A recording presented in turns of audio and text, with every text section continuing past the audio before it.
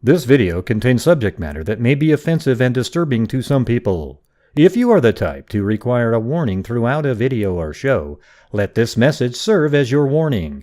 This channel discusses the harsh reality of true crime. If this warning is not sufficient for you, consider a different genre and unsubscribe from my channel immediately.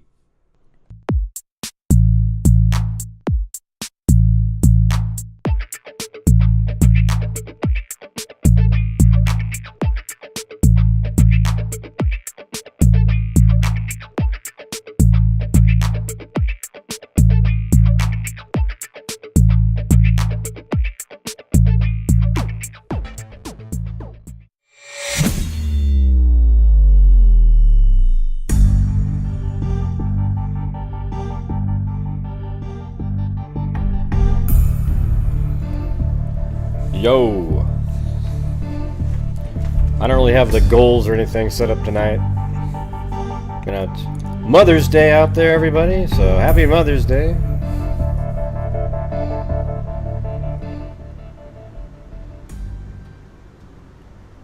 Hope you had a good Mother's Day. I know Cindy's out there. Well, she came onto our stream and said she was out there gambling away somewhere. We'll see how that goes. Hopefully she won. And she can come back in here and share the love, right? Let's see.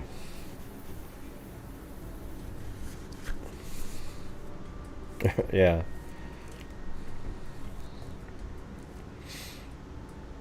Yeah, but happy Mother's Day, everybody. I don't have a goal or anything up there tonight, but you know, if anybody wants to help support the channel, that's great. If not, you know, it is what it is. But I figured, in honor of, I mean, well, let's see. Today's the 14th. Maybe tomorrow. Well, let's just see how things go. But maybe tomorrow we'll send in some. I was thinking of sending money into RAIN. You know, that's violence against women, but we do it in sort of.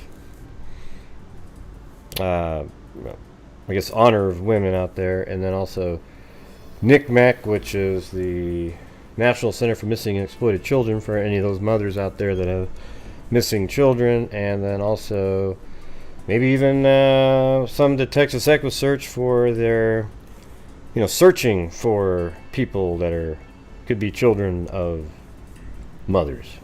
So there you go. So maybe we'll do that either today or tomorrow, depending on, you know, what's going on in here. All right, but I don't have a goal thing on the screen because I didn't have time to get it set up. Who are you talking to, Daniel? Let's see. Yeah. I just have to see how things are going. We only have 80 people watching, so it's kind of.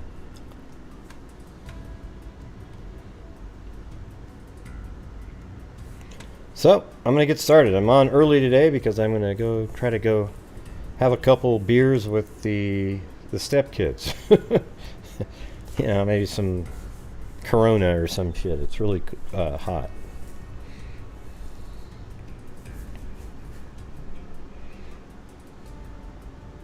But regardless, we'll do that tomorrow for sure. I mean, today or tomorrow. It doesn't seem like we have enough people watching tonight.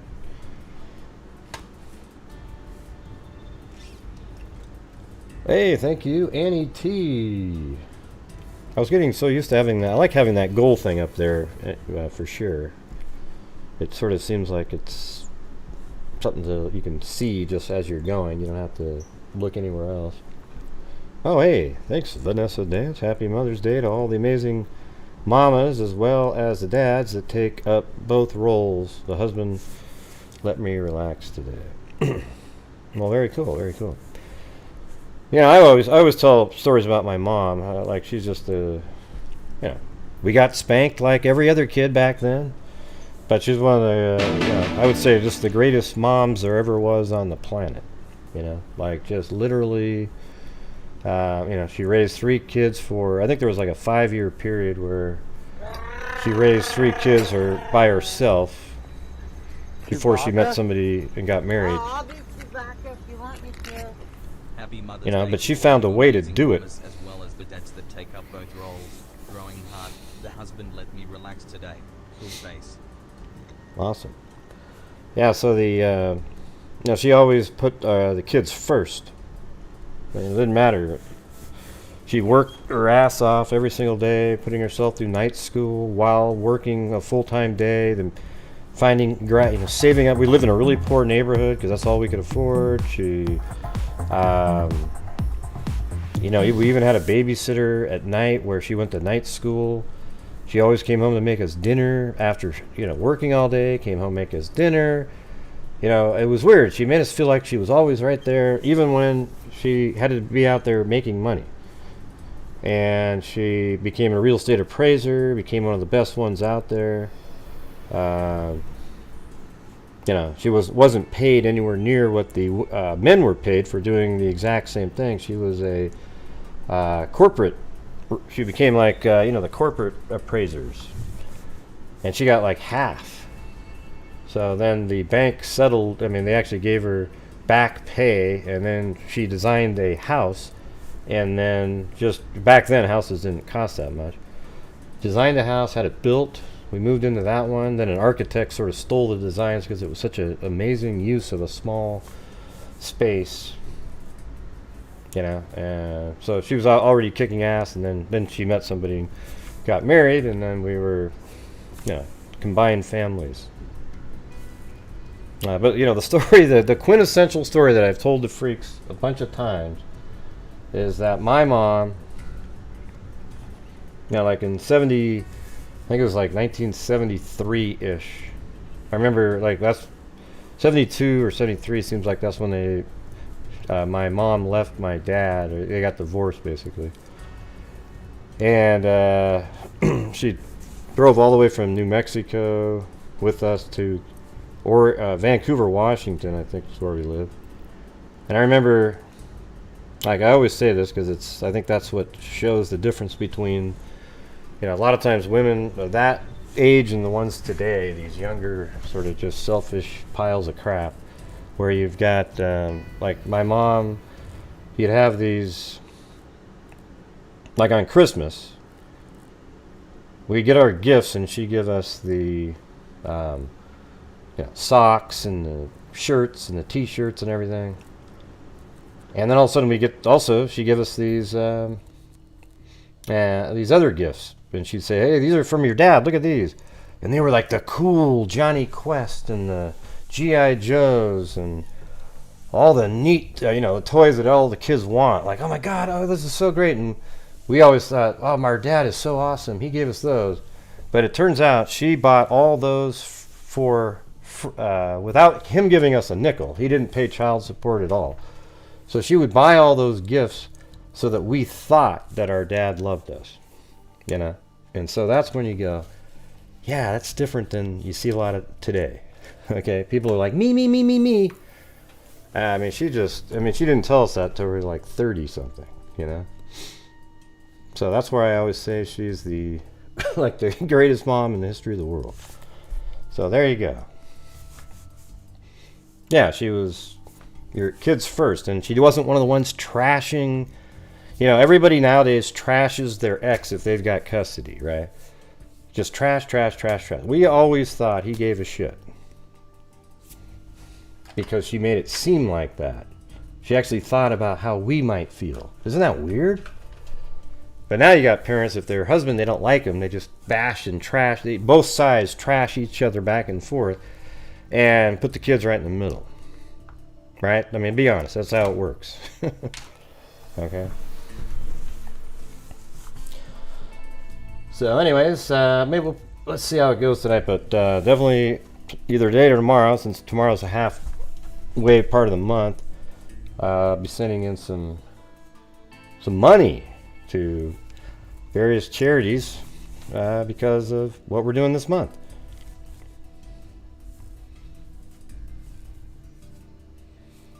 Yeah, and then, like my mom, when my brother died, I was the one that told her when she got to the hospital.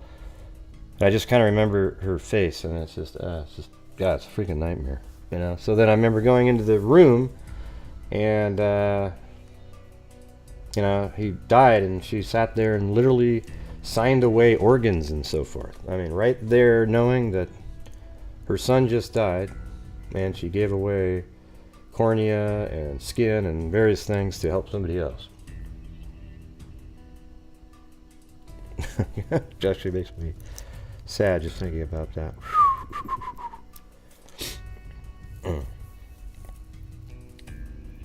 Thanks, Dan. Oh, that's weird. I wasn't, oh man, it's bugging the shit out of me.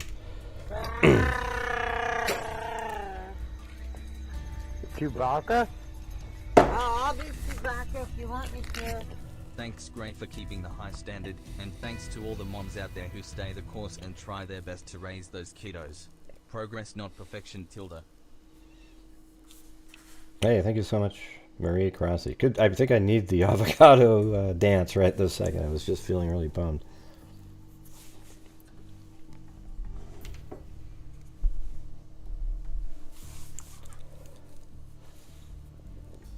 Yeah, I mean, shit. When I cut my leg, I mean, when I was a kid, I think I was in 3rd grade. I'll tell you that in a second.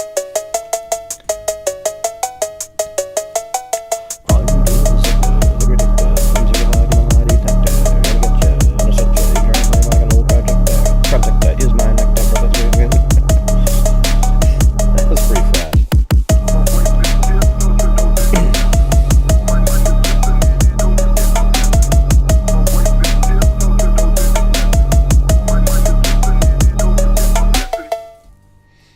Thank you. And when I was a kid, I remember I was just, you know, when a kid, you're just running around chasing butterflies with a stick, and they're just, you know, you never catch them because they always do that weird fluttery thing. I'm trying to hit the butterfly. Yeah.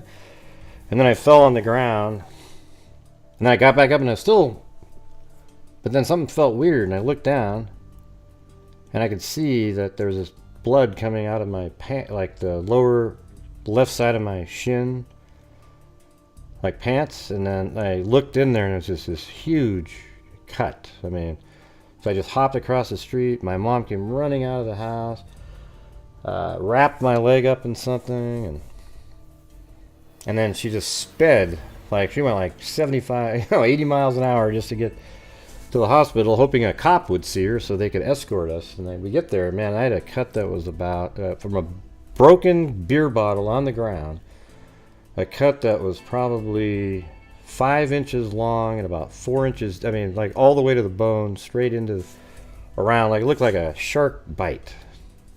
That's what I tell people now, you know, when they, if it's not horrific, you can, but it's so weird because the scar still looks probably about like, you know, this long, and it has the 2 dots on both sides all the way down it.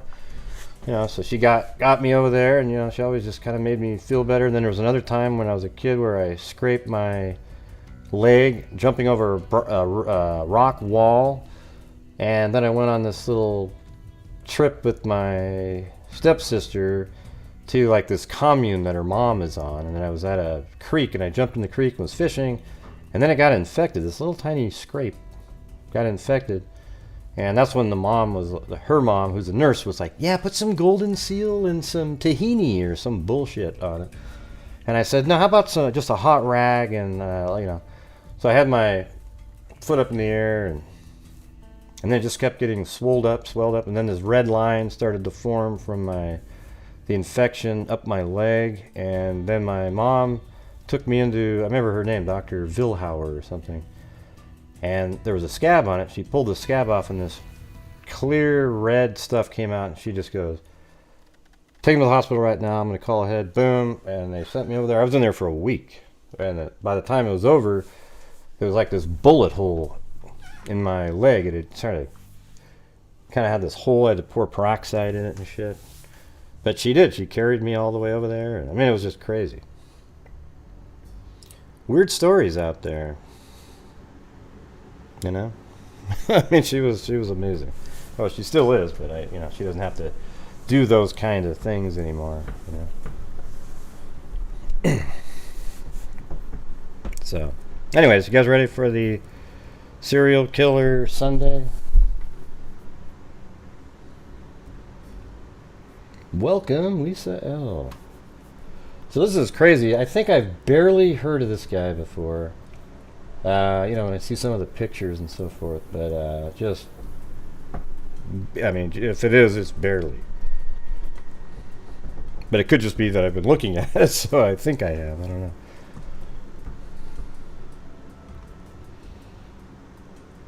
Okay, so there's a serial killer named Jerry Brudos. But it starts off... Oh, oops. Okay, well, let's get the trigger buddy going already. Where is the trigger bunny? Where's the trigger bunny? It ain't funny. Alright.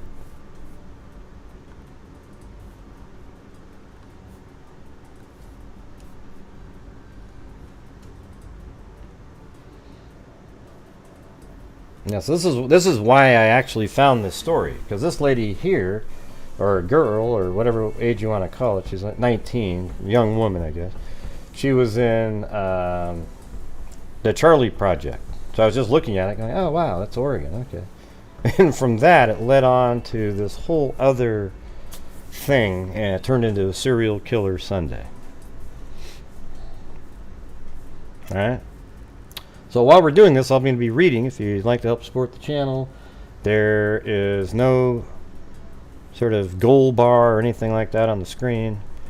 That'd be great. All right, so here we go. Police are searching for Linda K. Slauson, 19, 5150 Southwest 209th Avenue.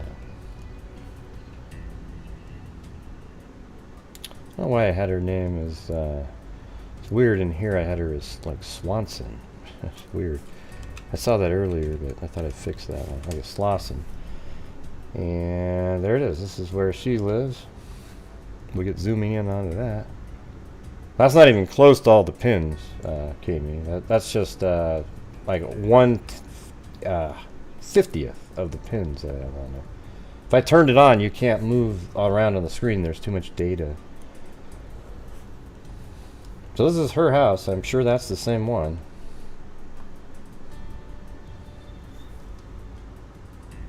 $51.50. I can't really read that. Actually, let me see if I back up.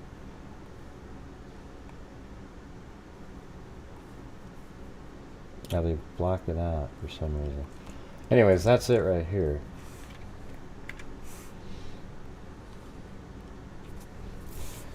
Southwest 209th Avenue. Are they saying Aloha, Oregon? Let me make sure I got that right spot. Yeah, that's Aloha.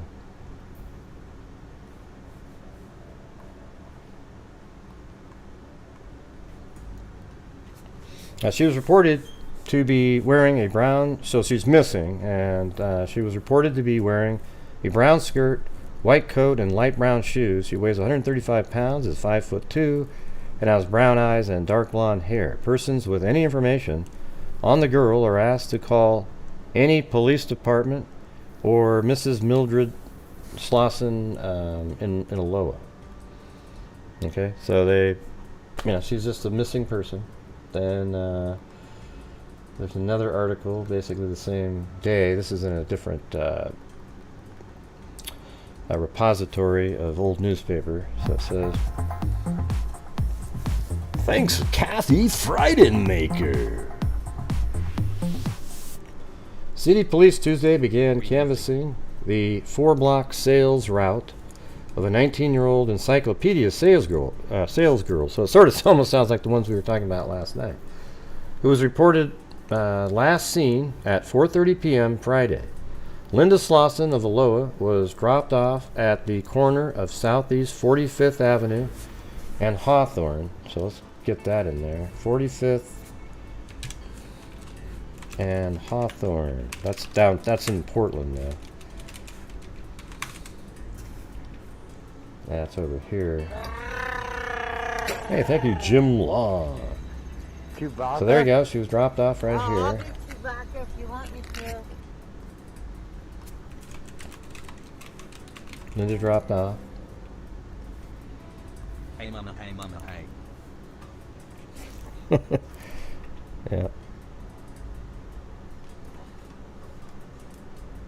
I don't know where that sound effect is right now. Oh, there it is. Feel better now? You feel better? So she was dropped off at 45th Avenue and Hawthorne by another sales girl. So she was walking around with I don't know if she was carrying encyclopedias, but maybe an example or whatever. Police said the girl came to Oregon with her mother Mildred 6 months ago from Rochester, Minnesota, where she was graduated from high school with a B average grade. They say there had been no indication she might run away. When last seen, Linda was wearing a brown skirt, white coat, and beige shoes. She's 5'2" and of average weight. Her dark blonde hair was worn short, and she has brown eyes. Police ask that anyone with information concerning the girl call them.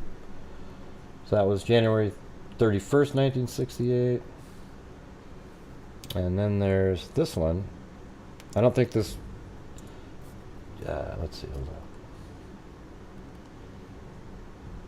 Yeah, this girl here isn't connected, though. So it says, 2 more teen girls have been reported missing in Portland. Linda K. Slauson, 19, of 5150 Southwest 209th Avenue, vanished January 26. She was reportedly been seen between 7:30 in the vicinity of Southeast 47th. So she apparently, let's go to Southeast 47th Avenue and Main. So let's see where that is.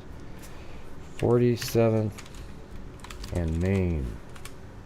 Oh, Jesus. That took off like a rocket. I think it does have a pin there. So 47th.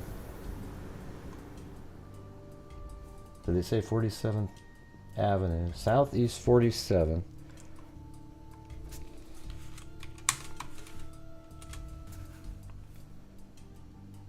So maybe it's right there. So it's 47th. But this is Hawthorne, not Main Street.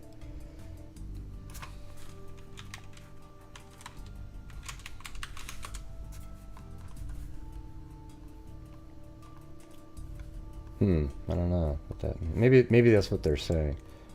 She got dropped off here, and then maybe she made it to 47th, which is right. Oh, there it is, right here. Okay. 47th and Main, so about right here on our route.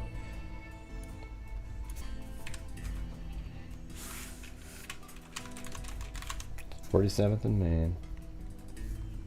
So she got dropped off here, and she's walking around. Thank you, Georgina Stoliker. The girl's described as 5'2". Yeah, it's 1968-69. The girl is described as 5'2", average weight, with dark blonde hair, cut short. She has brown eyes. Linda was last seen at 4:30 p.m. January 26th. Wait, so what, this is the different person? Linda Slauson. Oh, there is a... So Linda K. Slauson, 19, reportedly seen between 7 and 7:30 p.m. in the vicinity... Okay, so she was reportedly seen there. The girl is described as 5'2", of average weight, with dark blonde hair, cut short. She has brown eyes. Linda was last seen at 4:30 p.m. I thought you just said it was 7 to 7:30. She was working as an encyclopedia salesgirl. Her route covered a 4-block area around Southeast 45th. Her mother said she gave no indication that she would want to leave home. The family had just moved to Oregon. Terry Chambers, so that lady there isn't related to this case, so I'm not going to continue on with that one. Okay, that was February 6th, and then February 15th, reward set. Let's see. The mother of missing Linda K. Slauson, 19, of 5150 Southwest 209th Avenue, has offered a $300 reward for information about the girl's whereabouts. Mrs. Mildred Slauson said she will pay the money to anyone with information which leads to the present whereabouts of her daughter. The girl has been missing since January 29th. Information about her should be reported to the Portland police. So at that point, she just disappeared, and we don't know anything about that. Any more about her back then, okay, at that point. Then Another woman named Jan Susan Whitney, so Jan Whitney, and she's missing. This is on right around, let me see the date, I actually have it, is November 26, 1968.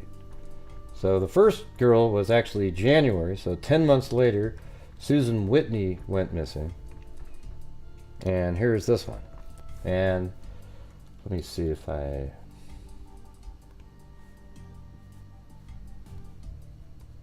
might be helpful to have, have a picture of each one of them.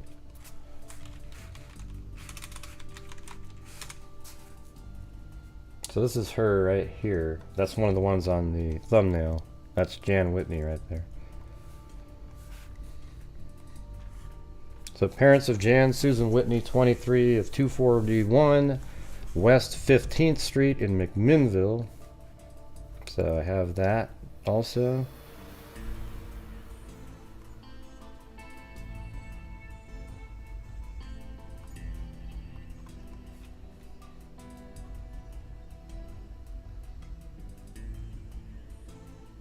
This is where she lived.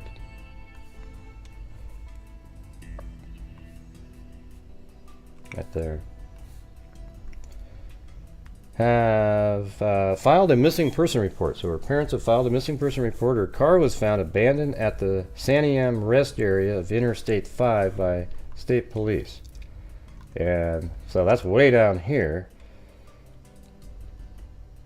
And this looks like the Salem rest area. That's actually called that, so I'm pretty sure this is where her car was found, either in that one or this one, but I think it was found in this one, as if she was going back home.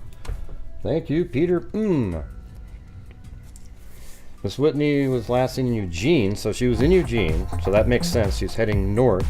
Tuesday, had been visiting friends there, was expected home for Thanksgiving. So yes, Eugene is further down here. That's Albany, and then Eugene is down in this area. Now this is Eugene. And so she was heading home, and then obviously pulled over or something at this Salem rest area, maybe to go to the bathroom, and she's never been seen. That's where her car was found, so she was likely abducted from that spot.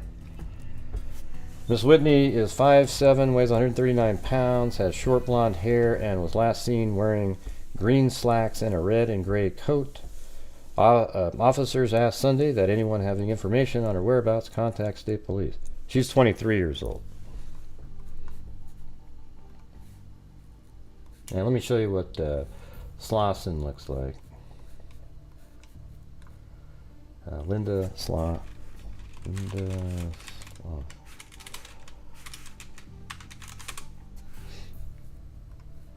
Yeah, right here. So there you go.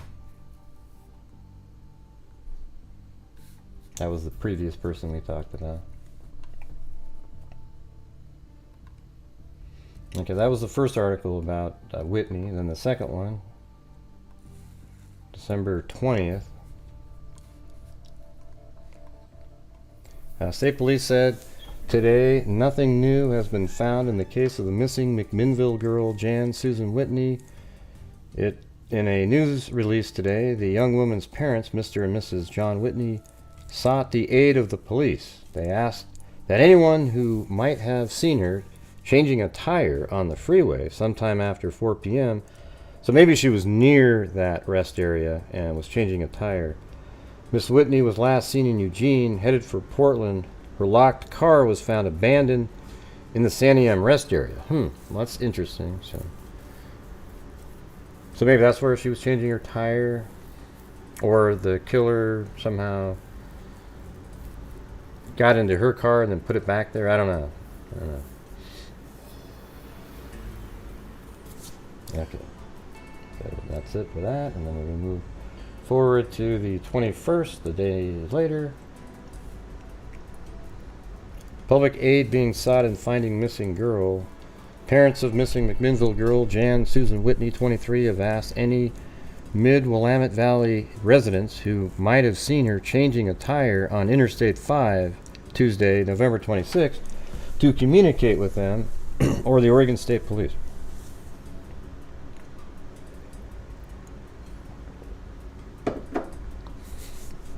Miss Whitney was last seen about 4 p.m. November 26th by Eugene friends. She was headed to Portland that evening, but her locked car was found abandoned at the Santiam rest area on the freeway. Okay, there you go. So it was on the freeway, not at the rest area, just like I was thinking a second ago. So right here, so kind of like at this rest area, but off to the side over here. Miss Whitney was last seen about 4 p.m. November 26th by Eugene friends. Investigators for the state police believe she changed a tire on her 1959 Rambler sedan between Eugene and the rest area. The red Tudor sedan was a white top. The car was... Oh, wow. So if she pulled over to change her tire, is that the time when somebody abducted her? Like, went to help her? That almost feels like there would be two people, though, to be able to pull something like that off. Huh. Because you'd have to... Like, she's changing her tire, and then a car comes up to help, then abducts her, but also moves her car. The car was found with her camera, typewriter, radio, a box of books, and summer clothes being taken to her home in McMinnville. So she's heading home, for one of the breaks or whatever, and she had all her stuff in her car, and she just disappeared. Miss Whitney drove from Portland to Eugene Tuesday morning to investigate the possibility of re-entering. I mean, we've had a million case stories out there where serial killers kill women who are changing their tires. It's really pretty bizarre. She left the home of friends at about 4 p.m. and was to have dinner that evening with an aunt in Portland. She was scheduled to report to a new job on Wednesday. Police officials... She might have been actually moving back, because, I mean, her age would suggest she's graduated. Police official... And it's December, I guess, but usually you graduate in the summer. Police officials from Salem, Albany, and Eugene have been investigating the disappearance, along with a special investigator from the Milwaukee office.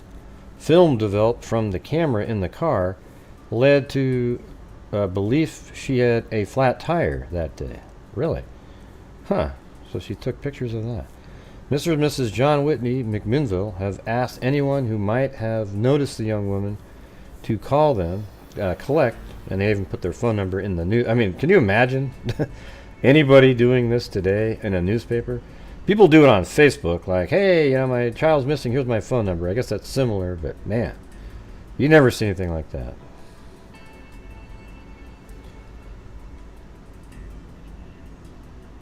And then, let's see. Actually, I'll just skip that one. And here's another picture of her right there.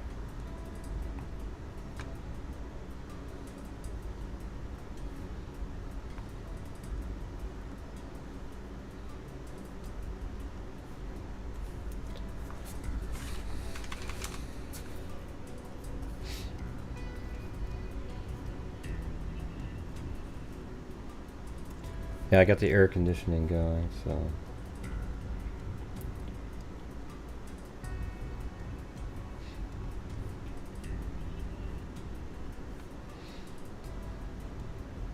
There was one more on the 21st. I don't know if this is much different. Police said she stopped at the Santiam rest area. So now they're saying she stopped at the Santiam rest area to change a tire. Film from the camera found in the car led police to the tire theory. Miss Whitney left Eugene for Portland. She was to visit an aunt. Police found her camera, a typewriter, radio, and assortment of books and summer clothes in the 1959 model red and white sedan. Miss Whitney went to Eugene for information on entering the University of Oregon. Well, maybe she's going to go for a master's, or maybe she just started college late. State police from Salem, Albany, and Eugene are investigating the incident with assistance from special agent from the Milwaukee office. Persons with information relating to the girl's location are asked to call the state police or her parents, Mr. and Mrs. John Whitney.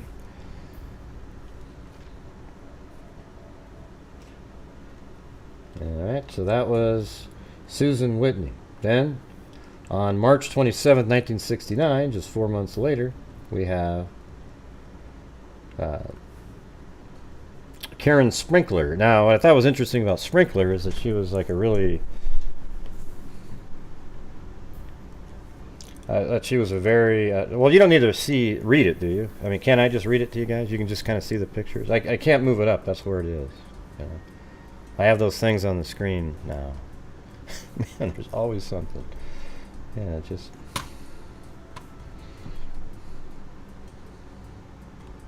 Okay, I'm going to have to move it up and go back over the top of some other thing. Man, it's just... Sacred Heart Academy has announced the selection of its valedictorian and salutatorian for this year. So down here it says, the salutatorian is student body president Karen Sprinkler, daughter of Mr. and Mrs. Lucas Sprinkler at 3695 13th Avenue. See that? Yeah, it doesn't matter if, to me it doesn't matter if it looks better. It was more functional the way I had it, because that's where I put the other stuff that I have on the screen that they're just not there today. Karen had a grade average of 3.97. She is entered into the field of medicine as a career and plans to attend members of National Honor Society and have received prizes in various contests. I thought it was kind of weird, this next. It says, 9 girls, a murder mystery was presented to the student's body today as Sacred Heart's drama department made its debut. I mean, that's pretty weird, right? I mean, like, that's right there. So anyways, I just found her that she was in the paper before. She was a really bright person who was, you know, doing all kinds of things. She went missing on March 27th, okay? So this is May 6th, and look at that. I mean, Valley Girl honored at OSU. She's still even in the paper, even though she's missing. This is May 6th.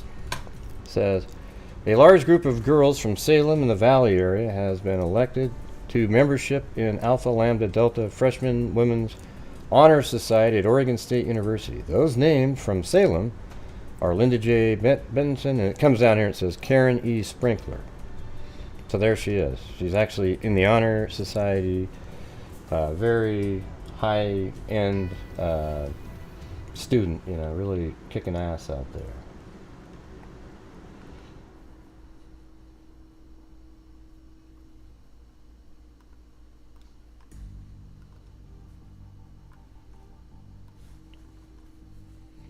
Now, body found in river, maybe missing girl. So that now this is in her same. Let me check something now.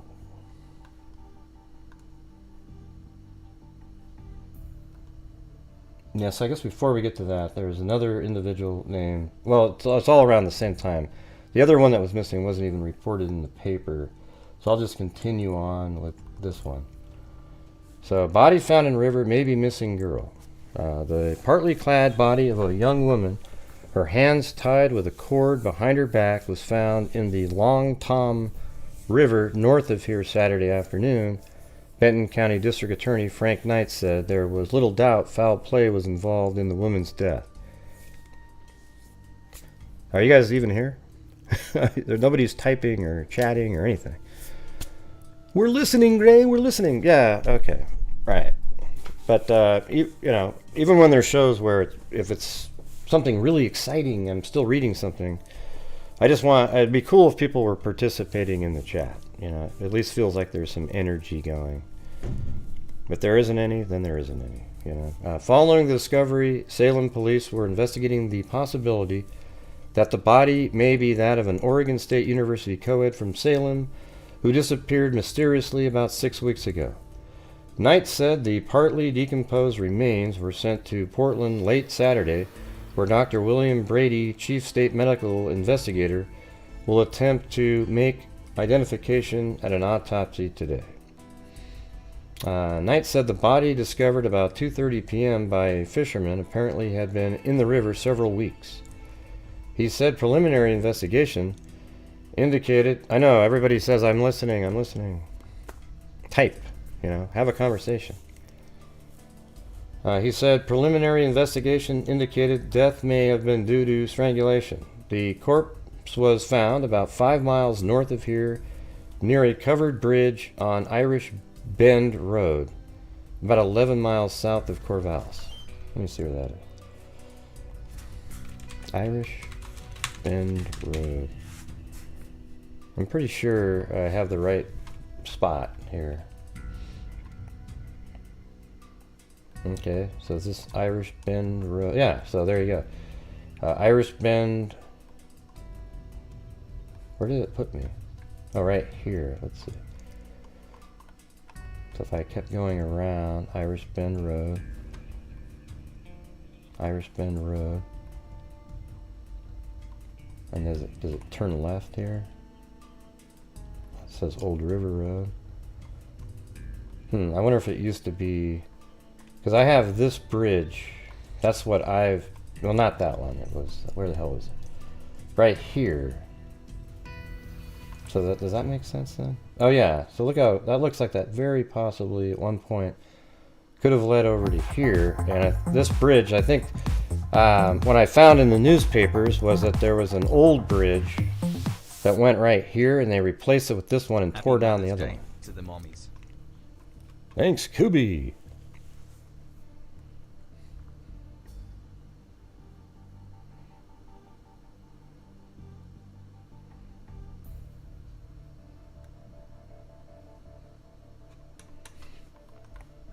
Yeah, so this is the bridge. I don't know if there's a street view on it. No, there isn't one. But this is what I came up with. Pretty sure that's it, based on different distances and so forth that were mentioned in articles. And that one right there makes it seem more likely. I think at one time there was another bridge right there. And they even say there's a new bridge and an old bridge. And you can see them, and the other one's been torn down. You can kind of see where it may have been right there. So it might have kind of gone like that, and then they tore it down because it was really old and rickety. Knight said the body discovered about 2:30 p.m. by fishermen apparently had been in the river several weeks. Knight said the woman's height and weight appeared similar to that of 19-year-old Karen Sprinkler, reported missing in Salem since March 27th. That's that student, that incredibly bright student, 3.97 GPA. How many times have we heard stories like that? These amazingly bright women killed by a serial killer. Just crazy. He said the remains indicated the woman was between 16 and 24. Knight said a dental check of the corpse revealed about 8 fillings, but he said the Sprinkler girl's parents, contacted by Salem police Saturday, thought that number was a discrepancy with the actual number of fillings the daughter had. Miss Sprinkler was reported missing by her father after she failed to show up for a luncheon date at Meyer and Frank's with her mother.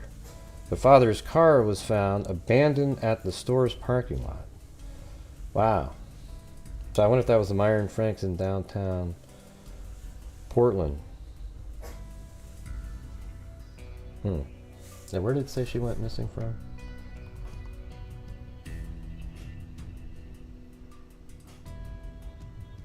Yeah, so this is, so I think it's Sprinkler, but we're in the Linda Sally, hold on a second. Excuse me, I was in Sprinkler, sorry about that. So that was May 11th. Now we're going to go to May 13th. River yield slain Salem girl's body. So there's Karen Sprinkler, that's the student that was kicking ass.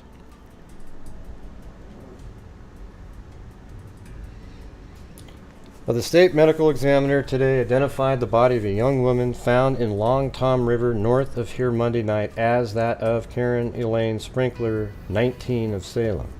Miss Sprinkler was the daughter of Mr. and Mrs. Lucas Sprinkler, and that's the same address that was in the award article, 3695 13th Avenue Southeast. Had been missing since March 27th. Benton County Sheriff divers found the body while they were looking for personal effects of a Beaverton woman whose body was found Saturday, only 50 feet from where they discovered Miss Sprinkler's body. Okay, so they found 2 bodies dumped off the same bridge. Law enforcement agencies in Portland, Salem, and Benton County are coordinating efforts today in investigating these 2 apparent related deaths.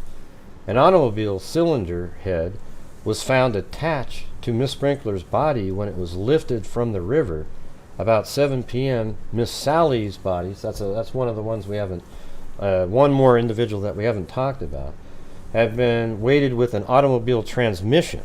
So both these girls were weighted down with automobile parts and thrown off the bridge to sink into the river. Miss Sally had been strangled, according to Benton County District Attorney Frank Knight. Knight tentatively identified the body Monday night from clothing description given earlier by Miss Sprinkler's parents. An autopsy on the second body was performed today in Portland by Dr. William Brady, the state medical investigator. He confirmed the earlier identification. The cause of death was not certain, Dr. Brady said, but he added that Miss Sprinkler was either strangled or smothered. She had not been sexually molested, he said. Miss Sprinkler was reported missing after she failed to keep a luncheon engagement with her mother, a clerk at the Meyer and Frank department store. The Sprinkers, not Sprinkler. Well, I don't know. They changed it around. It's saying Sprinkers here. And hold on, let me look this up. Jesus.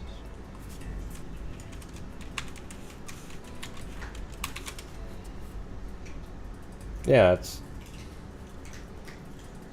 Sprinkler, but the article says Sprinker. It's crazy.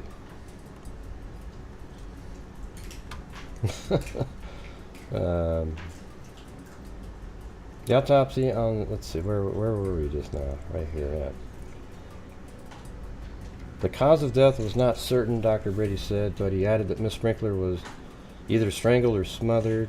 Miss Sprinkler was reported missing Sprinkler is what it's supposed to be. Missing after she failed to keep a luncheon engagement with her mother. Some officers speculated today that these 2 deaths could possibly be linked with strangulation death last month of a young Eugene woman whose body was found in the trunk of a car in Eugene.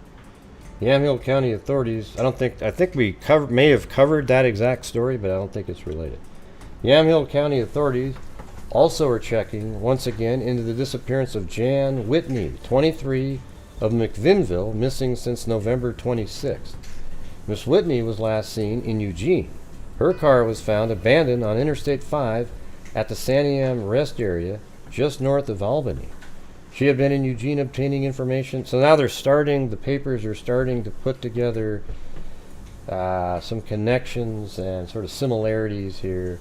She had been in Eugene obtaining information on entering the University of Oregon and was returning to Portland to visit an aunt before starting a new job.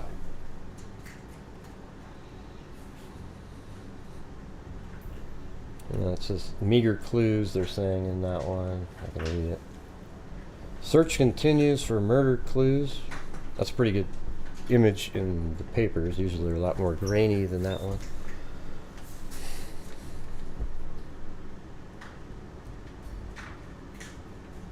Just a second.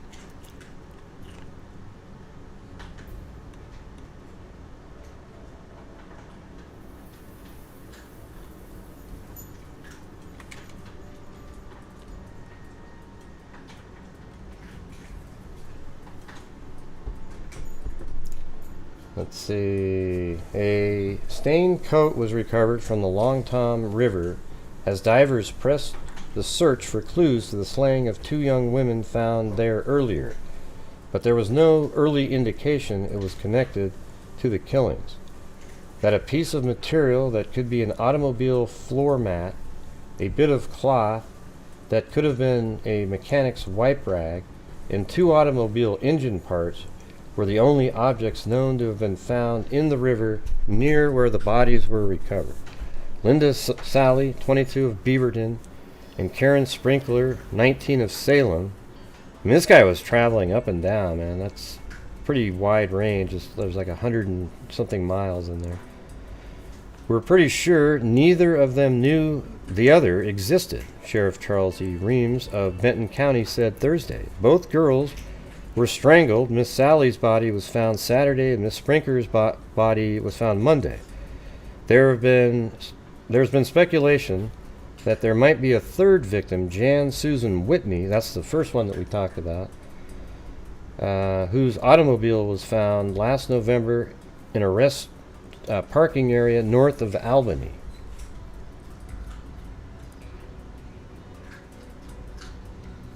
All right. And then on the 23rd,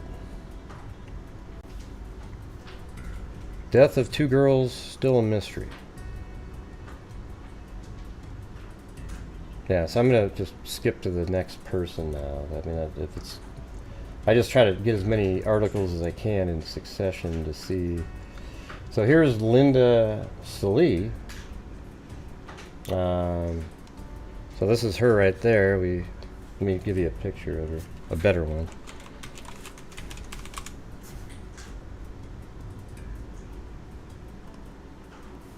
That's her, a better, like a closer up shot of her face. Same image.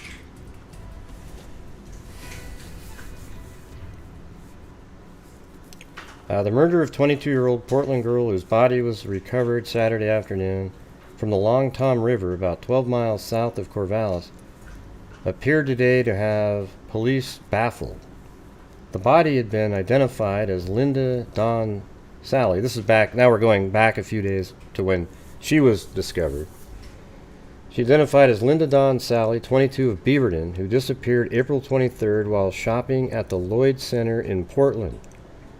Her car was at the shopping district the following day. Her body was found about 2:30 p.m. Saturday by George Montgomery and his son of Junction City, who were fishing in the Long Tom. The body was still weighted with a transmission of a car, District Attorney Frank Knight said. An autopsy Sunday in Portland indicated the girl had been manually strangled, he said. A rope and cloth were around her neck. She was in the pink knit dress she was last seen wearing in Portland. A rope was used to tie her to the weight, and the body raised the weight when it floated to the surface because of decomposition in the still water at the edge of the river. Knight said there was no question but that the death was homicide. The girl lived with her parents in Beaverton. Knight said she was a secretary in a freight office in Portland and was enrolled in a 3-hour course at Portland State University, that's just downtown. It wasn't known where the body may have been put into the river, but Knight surmised it probably was thrown from the Bundy Bridge. I mean, really?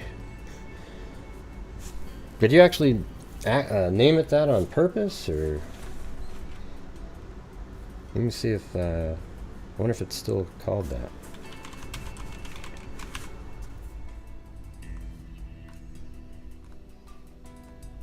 And look at that. That is the right one. I didn't realize they had the name in there. So anyways, I picked the right one just based off of description. So, all right.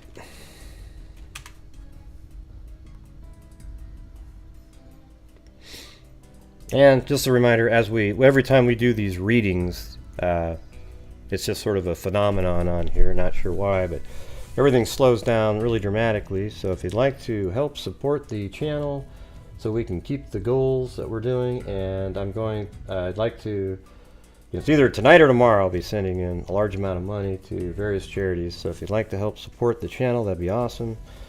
I donate over 50% of the net revenue to various charities throughout the year.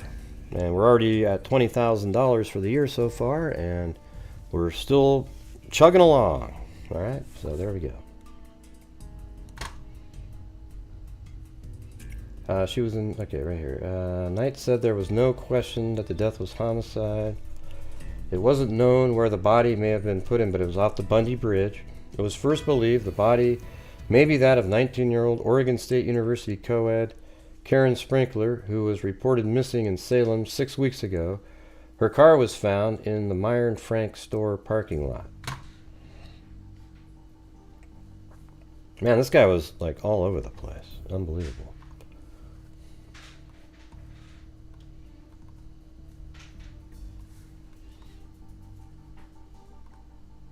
Now this is a cool one because it shows the divers in the water underneath that bridge. And here's the bridge. So see, this is what's sort of interesting is, see the wood right over here? This wood right there? That's the old bridge with this rickety looking sort of tunnel, you know, structure on top, right? And then back here, there's these really, you know, cement pillars, and that is the bridge that's still there today. See that?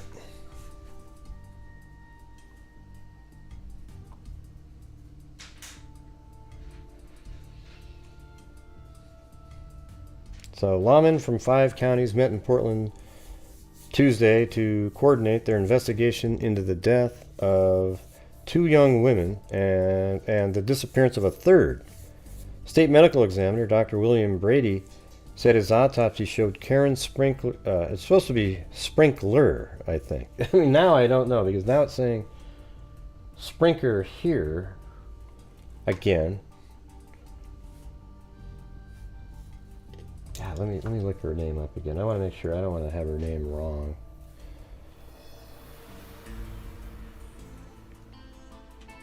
Karen, is it Sprinkler? Karen Sprinkler. Oh man, you gotta be kidding.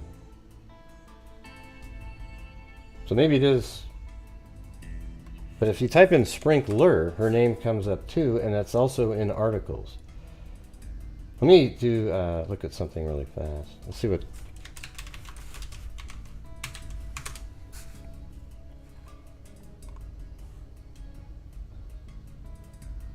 Okay, so Wikipedia Sprinkler, and that's what I originally had, but then I switched it when I saw it written differently in another article. I thought, oh, okay, but it was more recent. So we'll just see. Let's just say it's Karen Sprinkler with no L in it. A Salem co-ed missing since March 27 had been strangled before her body was dumped in the Long Tom River, 12 miles south of Corvallis and 1 mile east of Highway 99 West. Her death was nearly identical to that of Linda Salee, a 22-year-old Beaverton secretary whose body was also weighted with an automobile engine part, was found Saturday near the same spot where the Irish Bend Road crosses the river. And so this is where they were found right here. Thank you, Billy Juliana.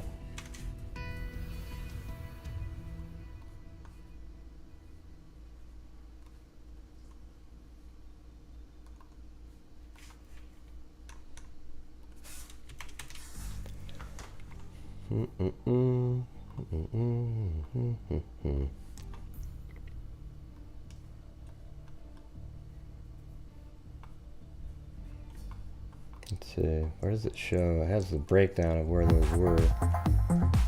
Somewhere in here. Oh, right here. So it says Ocean wave. A diver stands by the spot. Ocean wave. Well, thanks, Billy Giuliani. Hopefully it works out. Linda Salee, 22, right. So, let's see. I'm trying to figure out what it's saying here. A diver stands by the spot under newer concrete bridge. So that's the newer bridge, where remains of Karen Sprinkler, 19, of Salem, were found Monday. Both had been strangled. And then number 1, so that's 2. Where's the... So that must be where the other one was found. So over here is where Karen Sprinkler was found.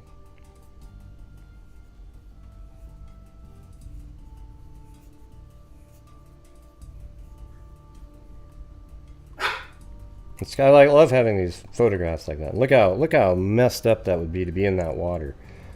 I mean, what a terrible job that is. any snags of trees, and then you're pulling out a body that's attached to like a transmission. I mean, that's just sick.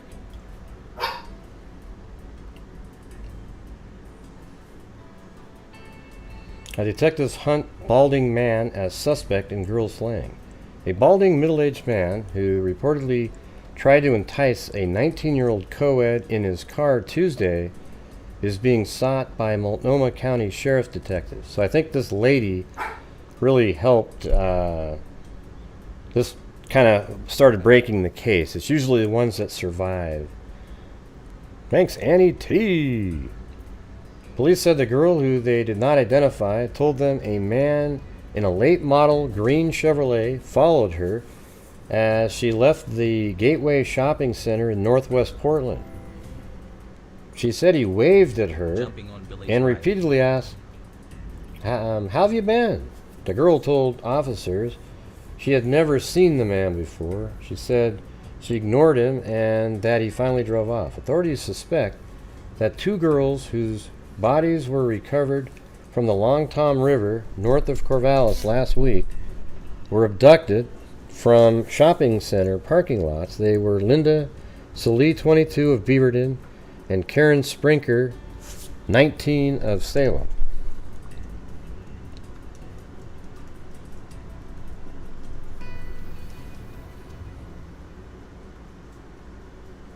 Let's see. Officers continued piecing together scraps of information today in hopes they will fit into a solid clue to the killer of two young women whose strangled bodies were found in the Long Tom River.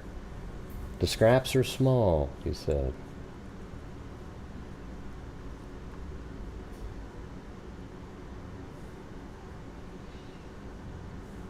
The knots and ropes with which pieces of an auto were fastened to the victims may have been tied to by an expert.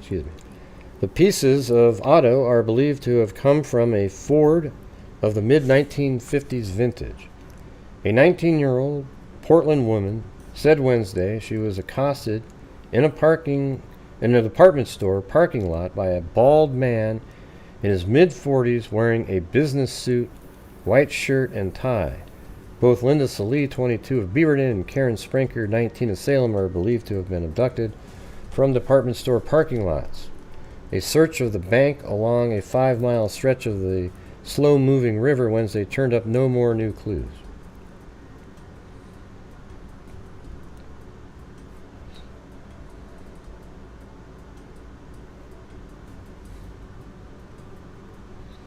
Stained coat found in Long Tom River. This is May 16th.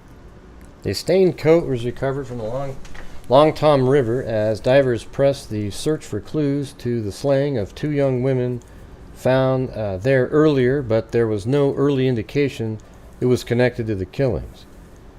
That a piece of material that could be an automobile floor mat, a bit of cloth that could have been a mechanic's wipe rag, and two automobile engine parts. I think we read something similar to that. Okay, so we keep going through these. We got 1969, May 27th. Where did Long Tom River murder auto parts come from? So look at, these are the actual images of the parts. Benton County District Attorney Frank Knight Monday released these photos of auto parts used to weight body of Linda Salee, 22, found in Long Tom River near Monroe on May 10th. Unit is overdrive from 1949. It's an overdrive from 1949-1950 Ford in operable condition. Copper wired, and it says 14 to 16 gauge used to replace bolts caused by, authorities to speculate, it may have been purchased from an auto parts dealer. Anyone with information on unit wired as these pictures is asked to contact local authorities. So this is weighted down again.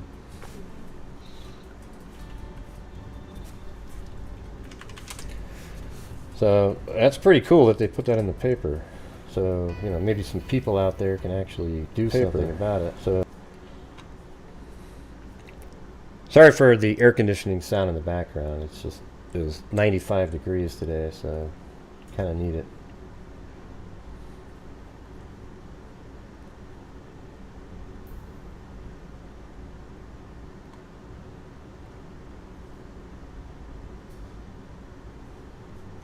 Here, hold on a second.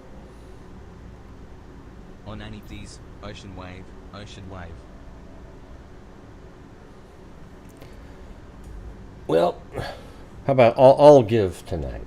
How about that? Here we go. I'm going to give, we'll do 5 memberships out there. Maybe there's a mom that'll get a free membership. Who the hell knows? Make sure to check those to see if they're new, and if they're brand new accounts, just immediately block them. It looks like Ted got one, but he doesn't look like a mom.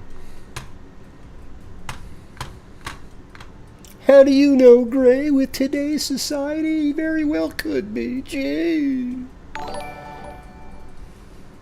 Okay, but I don't think he'd still have a mustache and a beard. What do you think about that?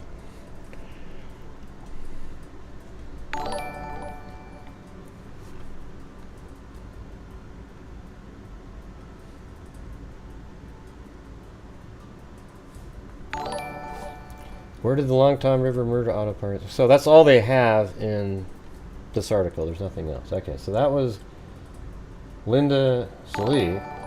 Then, so those articles were, I don't know, May 27th was the last one. Then on June 2nd, you've got this right here. God, I hate the new way, how the way Windows does that shit. Authorities mum on Brudos arrest. Brudo. B-R-U-D-O-S. Authorities handling the Long-Tom River murder case are providing few details about their investigation and their suspect. No reason has been given by any of the district attorneys involved in the case, but it obviously is for fear of prejudicing the police against the defendant. The object of this is to ensure a fair trial.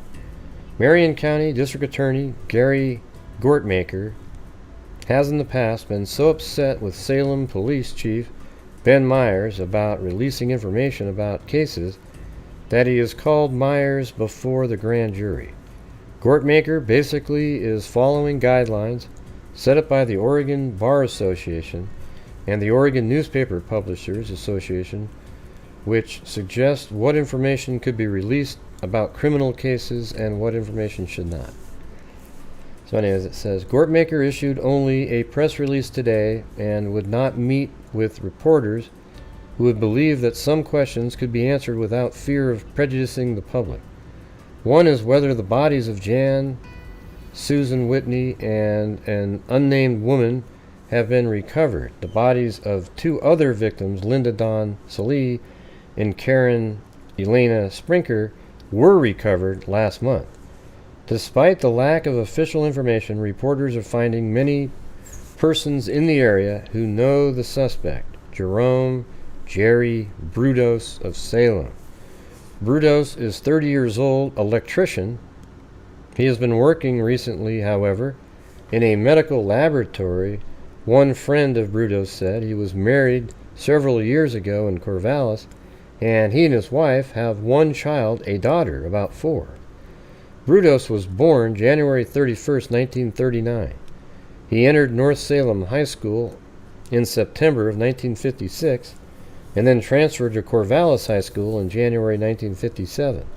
He worked for 2 radio stations in Corvallis after earning a Federal Communications Commission license as a radio engineer. He returned to Salem approximately 7 years ago. Brudos visited frequently with a friend who worked for Salem radio station. He told the friend by telephone lately that he had begun collecting guns, which he kept in his car.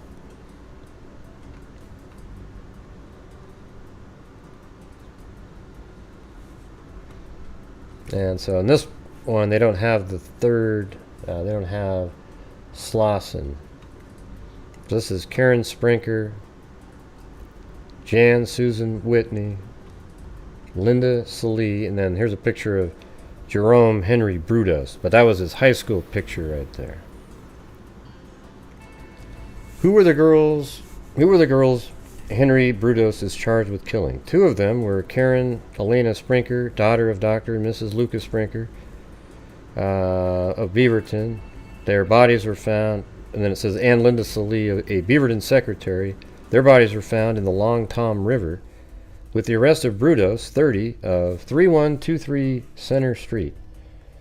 So I actually have his place too, where he lives.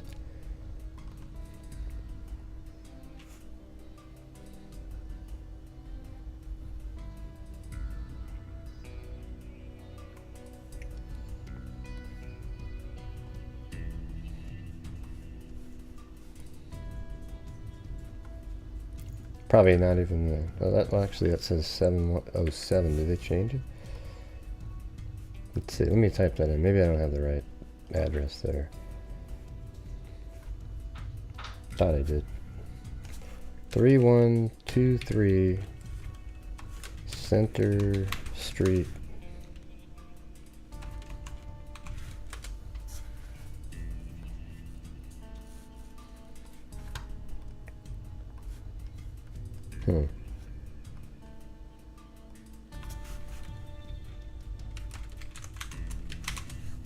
There it is.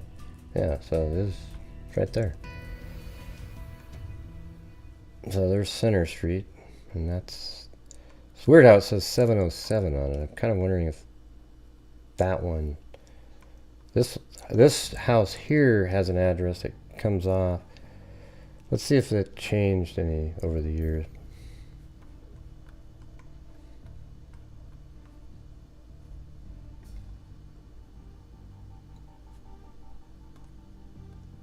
Yeah, it looks like there was nothing there. That looks blank. In 1994. But in this one, it sort of vaguely looks like there's a driveway. I don't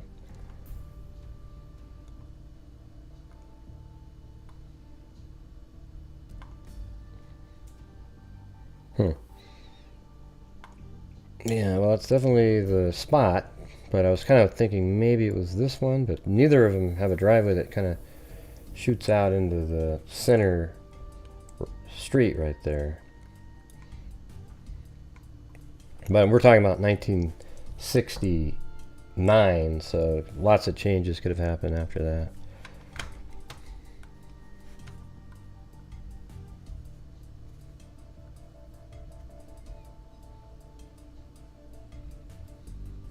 Okay.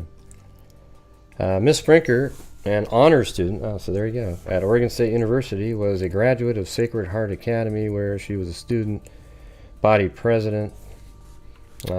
She had a National Merit Scholar Contest finalist and won the Salem Elks Club Leadership Award last year. Miss Salee, while working as a secretary, still managed to earn high grades as a part-time student at Portland State University.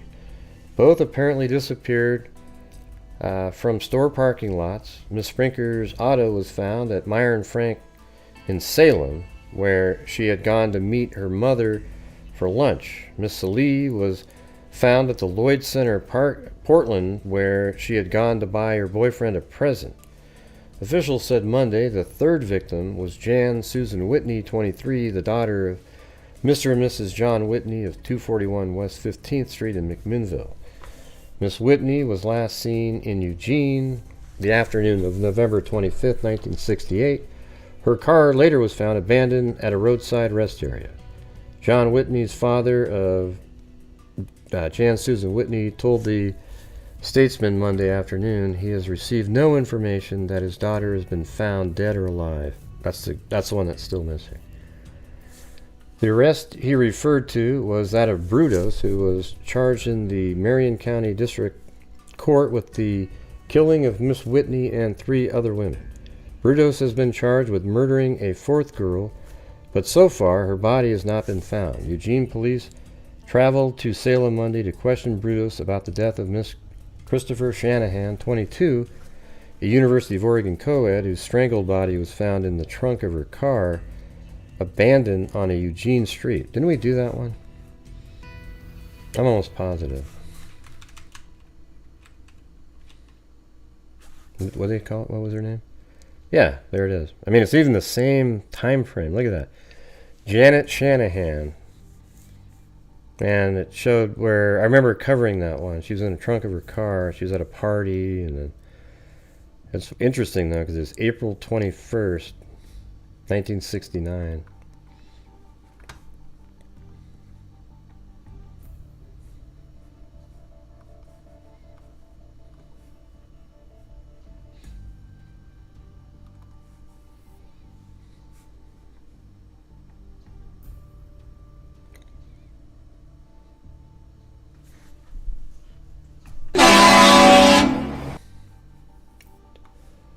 Alright, here we go. The mysterious Jane Doe, one of 4 alleged victims of suspected murderer Jerome H. Brudos. So this is a body that was found. Another body, the mysterious Jane Doe, one of 4 alleged victims of suspect murderer Jerome H. Brudos, was tentatively identified Tuesday as Linda K. Slauson, 19, of Aloha, sources close to the case revealed. Miss Lawson vanished January 1, 1968, while selling encyclopedia door-to-door in the vicinity of Southeast 44th Avenue and Hawthorne Boulevard.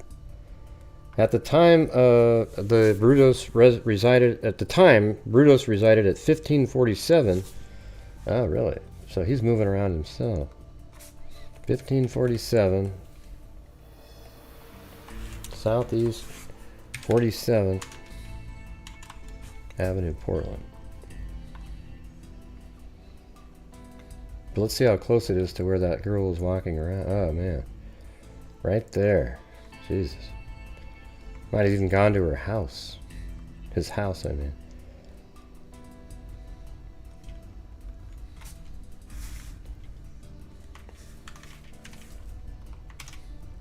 Ah, I just did that thing where it freezes the computer.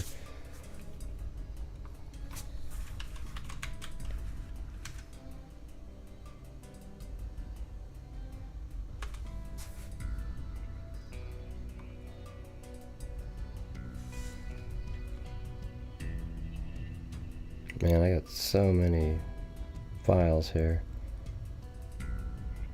Hey, Mary, Marcus, how about you just let me do the case? Is that okay?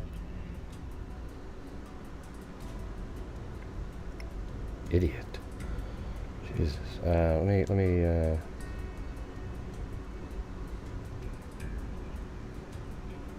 put that in there.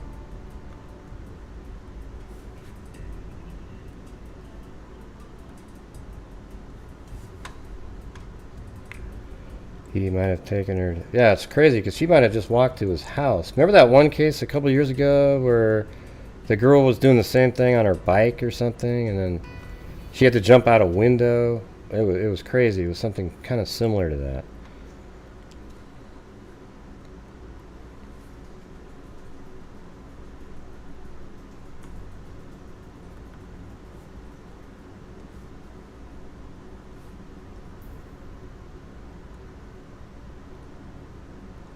This one right here? Okay, let me do that one.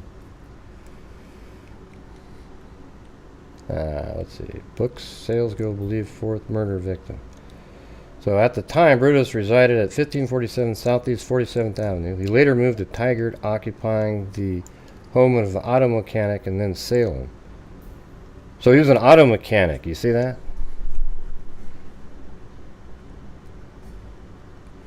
Yeah, he was an auto mechanic, and then he took parts out of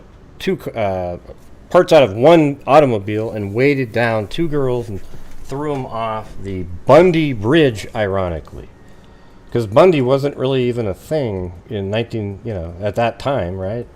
I don't think so. I don't think his name was known. Chewbacca? I'll do Chewbacca if you want me to. Maybe Bundy became a serial killer because he saw that 2 bodies were found under a bridge named Bundy.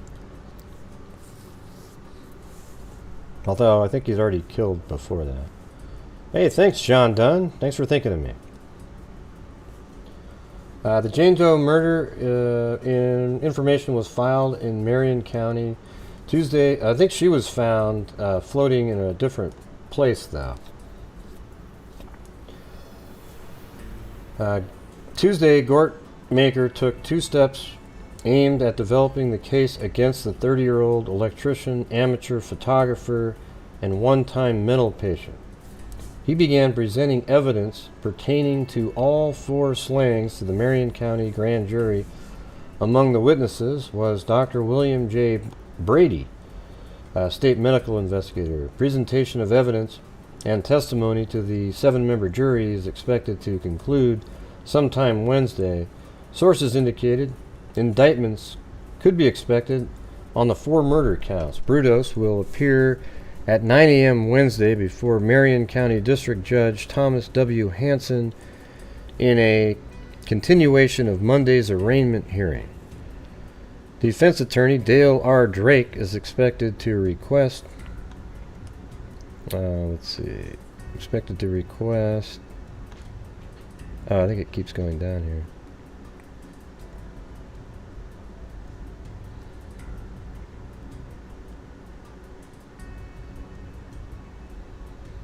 Evidence, defense attorney, a 3rd warrant obtained in a 2nd move Tuesday. Gottmacher office obtained a 3rd search warrant for Brudos' now empty residence at 3123 Center Street, Northeast in Salem. Brudos' wife is in seclusion, and his children, a boy 2 and a girl 7, are with relatives. Tuesday's search was conducted by Gort Maker's defense counsel, Drake Salem Police Detective Lieutenant James W. Stovall, blah, blah, blah, blah. Among the items, yada, yada, yada. Among the items removed into the search, sources reveal were women's clothing and underwear and numerous pairs of women's high heel shoes. Can you believe that? Also removed was a large quantity of photographs of women, both clothed and nude.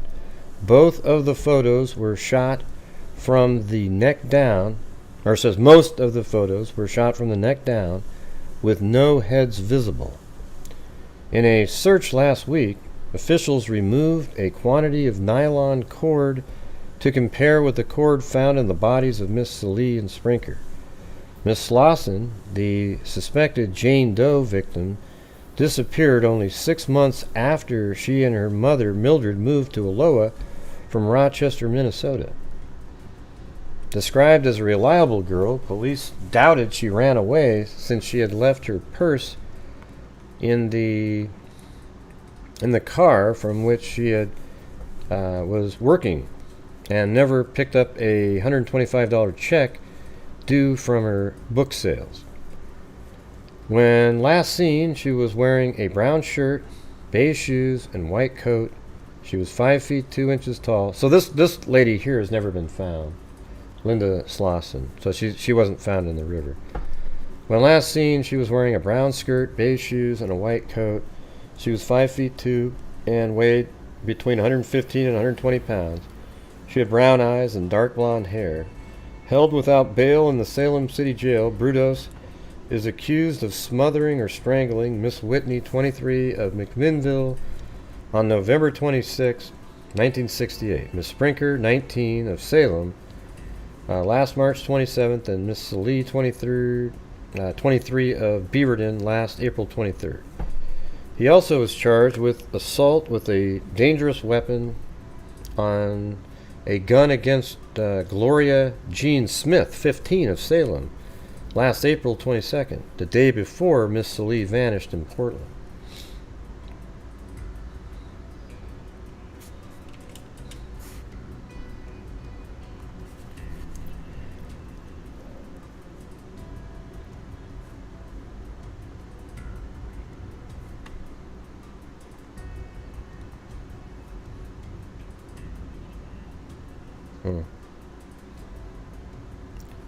A May 14th phone call to an Oregon State University co-ed was the break that led to 4 murder charges being filed Monday against Jerome Henry Brudos. The co-ed, who asked to be unidentified, said that at 9:30 p.m. on Wednesday, May 14th, she received a phone call from a man she did not know asking her for a coke date. She said he told her he was just back from Vietnam and wanted to talk. He had dialed her number at random, he said. The co-ed, an attractive brunette, agreed, but says now, I don't know why. Wow, that is weird. Jesus. The man who called had crew-cut reddish hair. His face was freckled. They sat in the dormitory lounge and talked. One of the things he wanted to talk about was a new method of study he had learned in an army hospital. He started to massage her shoulder and said that was part of it. Then he told her to think of something sad. She said she couldn't. Couldn't think of, she said she couldn't. And then, think of the two girls killed and put in the Long Tom River, he said. Wow. That's so think of something sad. And then he had her think of that. The conversation went on, and finally they went out for a Coke. Yeah, because that should have just made her, wow, let's go get a Coke. Yeah, I was thinking about those two girls. The conversation went on, and finally they went out for a Coke. She said he flared up at one point when she questioned him, saying a person should decide his own rules for right and wrong. She was becoming uneasy. A little later, he said he had to replace the engine in his car. Oh, that's interesting. This rang a bell, the co-ed said. The girl whose bodies were taken from the Long Tom River, Linda Salee and Karen Sprinker, had been weighted with parts from an automobile. The second of them had been recovered only 2 days before, and the case was fresh in her mind. They returned to the dormitory, and he asked if he could call her again Friday evening. She agreed. And as soon as he had left, wow, she was pretty clever, actually. She telephoned Corvallis City detectives. They told her how to handle the situation. He did not come on Friday, but did phone Sunday. She agreed to see him and again called police. Detectives were waiting in a side room and called him in and started questioning him. He was Jerome Henry Brudos. Man, that girl was lucky.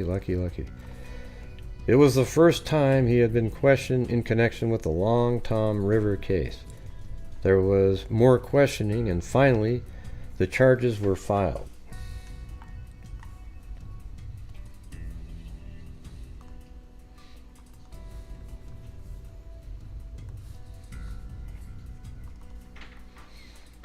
And so he just doesn't even waste any time. Jerome Henry Brudos admitted in court Friday afternoon that he strangled to death 3 Oregon women. The 30-year-old Salem electrician was immediately sentenced to 3 consecutive life imprisonment terms. This is June 28th. I mean, they didn't even know who he was until like June 2nd, right? I mean, Brudos pleaded guilty to the charges that he murdered the 3 Karen Sprinker, 19, Linda Salee, 22, of Beaverton, and Jan Susan Whitney of McMinnville. He said he killed Miss Sprinker on March 27, 1969, Miss Salee on April 23, 1969, and Miss Whitney on November 25, 1968. Brudos had been scheduled to go on trial Monday in Marion County Circuit Court to face the charge and that he murdered Miss Sprinker. In a surprise move Friday afternoon, he withdrew his plea of innocent by reason of insanity after one of his court-appointed attorneys, Dale Drake, told the court that the psychiatric reports indicated Brudos was not insane. He had entered the plea June 4th. Brudos was arrested May 30th on a charge of assault while armed with a dangerous weapon.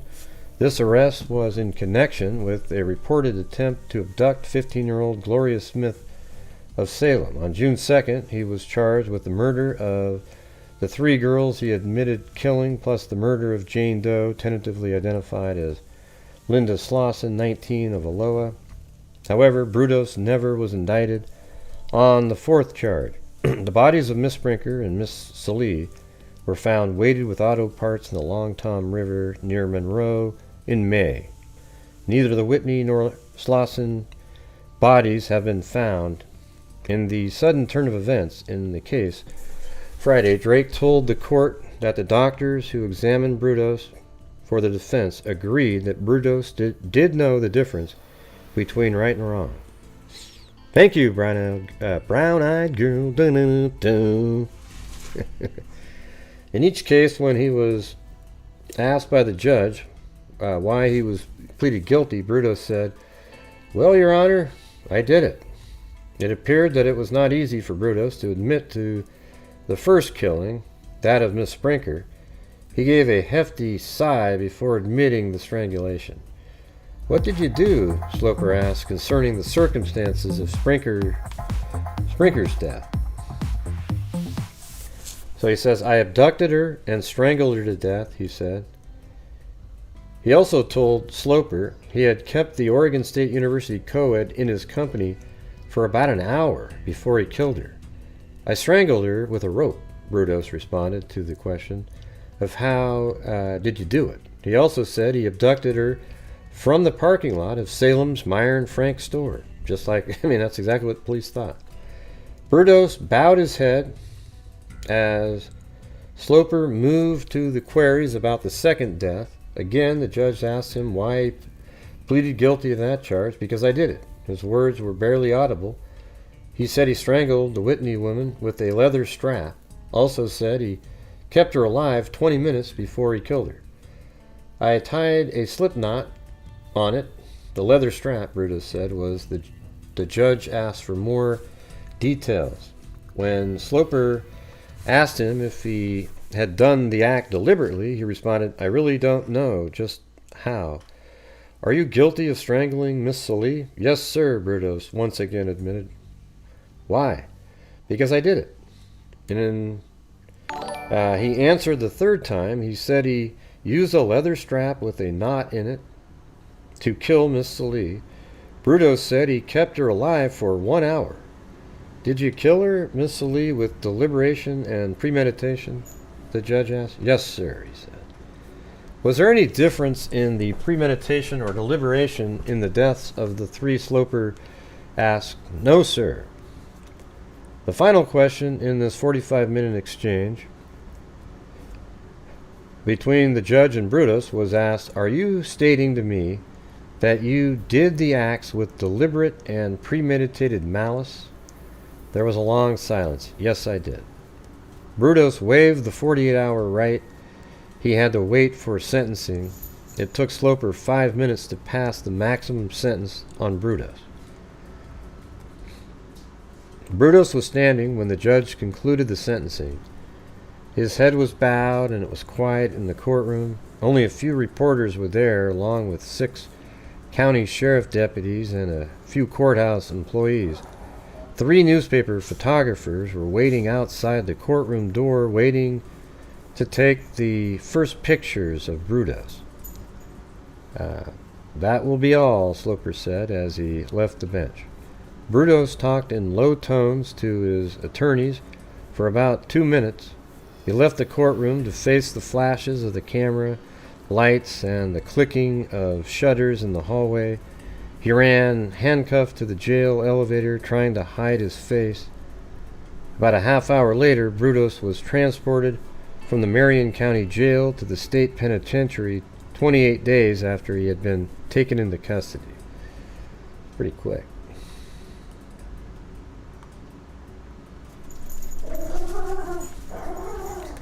Studies of Brudos seep out. So now it's sort of Jerome Henry Brudos, who pleaded guilty Friday. Hold on a second.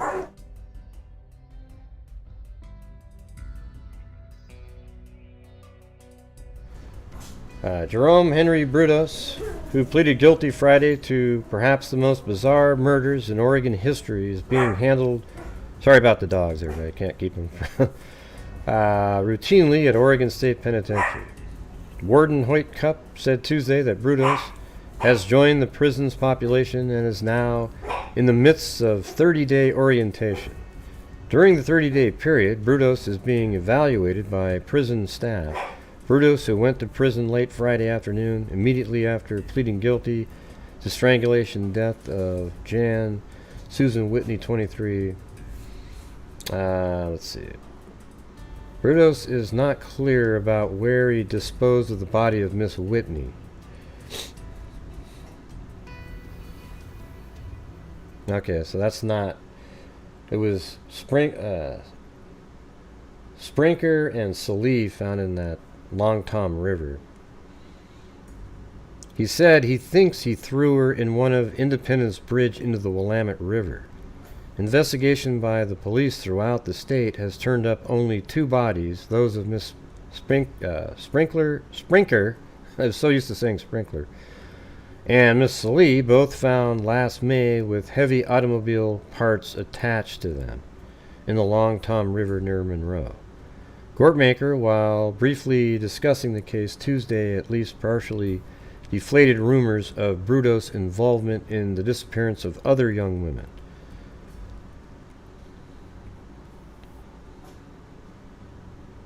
Yeah, so it's more about like his prison life and that one.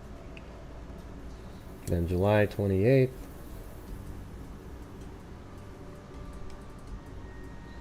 In the other news repository.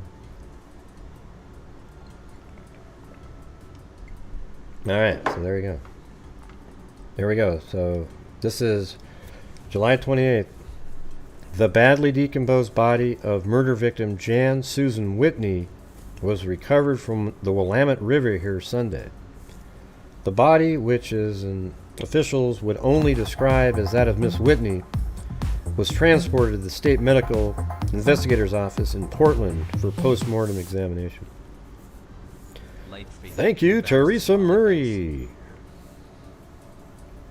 The 23-year-old McMinnville woman was one of 3 strangulation victims of Jerome Henry Brudos, 30, of Salem. From the sketchy reports available Sunday afternoon, it was learned the skull of the body was discovered by an unidentified woman just downstream from the Independence boat ramp on the east bank of the Willamette. Where's that? Independence boat ramp. I think it's Independence, Oregon, I think.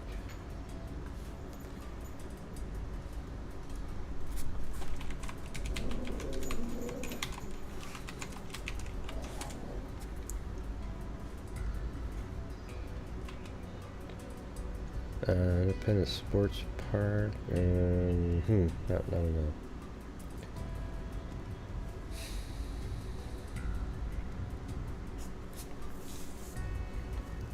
Officials said the woman first believed the skull was that of a sheep, but subsequent investigation determined the skull was human.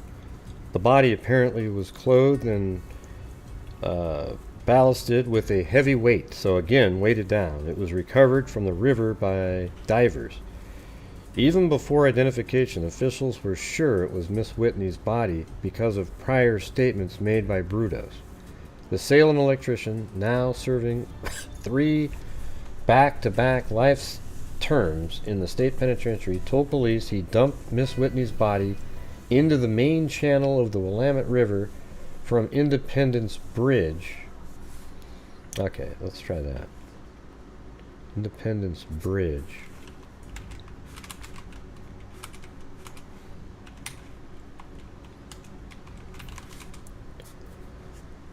Okay.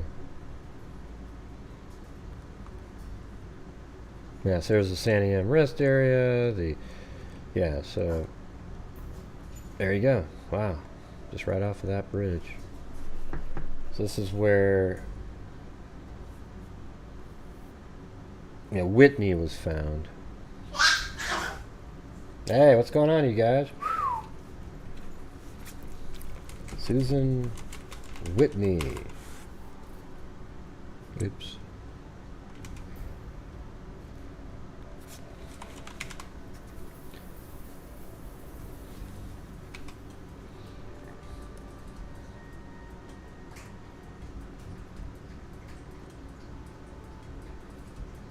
Okay. So that's what he liked to do, obviously. Now, back then in '69, there probably wasn't very many people, especially if you did it at night. From the sketchy reports available Sunday, where were we at? The body apparently was clothed in ballasted. The Salem electrician, now serving 3 back-to-back life terms in the state penitentiary, told police he dumped her body off the Independence Bridge, which links Polk and Marion counties. District Attorney Gary D. Gortmaker of Marion County said earlier dragging and diving the probes of the river had been unsuccessful. A source close to the case said Brudos reported Miss Whitney's body had been weighted with the cylinder head from a 1957 Ford engine. Miss Whitney vanished November 26 while returning from a visit to the University of Oregon in Eugene. Her red and white 1959 Rambler was found abandoned at the Salem rest stop. Yeah, so look at that. There's the Salem rest stop. And from there, she was taken over here, obviously murdered and dumped. But you wonder, like, when? I mean, he liked to spend time with these women, so. Brudos remains a suspect in the alleged murder of Linda Slauson, 19, who disappeared January 26. Brudos has made no official statement concerning Ms. Slauson to authorities. Her body has never been found. That was at that time.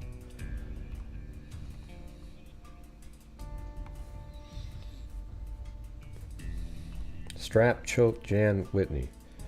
An autopsy report Wednesday showed that Jan Susan Whitney, the one that was just found, 23 of McMinnville, was killed by manual strangulation. Miss Whitney's death was one of 3 to which Jerome Henry Brudos of Salem pleaded guilty and was sentenced to life in prison. Dr. William J. Brady, state medical examiner, issued the autopsy report. Brudos has said he strangled Miss Whitney with a strap. Her body was found Sunday in the Willamette River at Independence. The bodies of 2 other victims, Karen Sprinker, 19 of Salem, and Linda Salee, 22 of Beaverton, were found nearly 2 months earlier.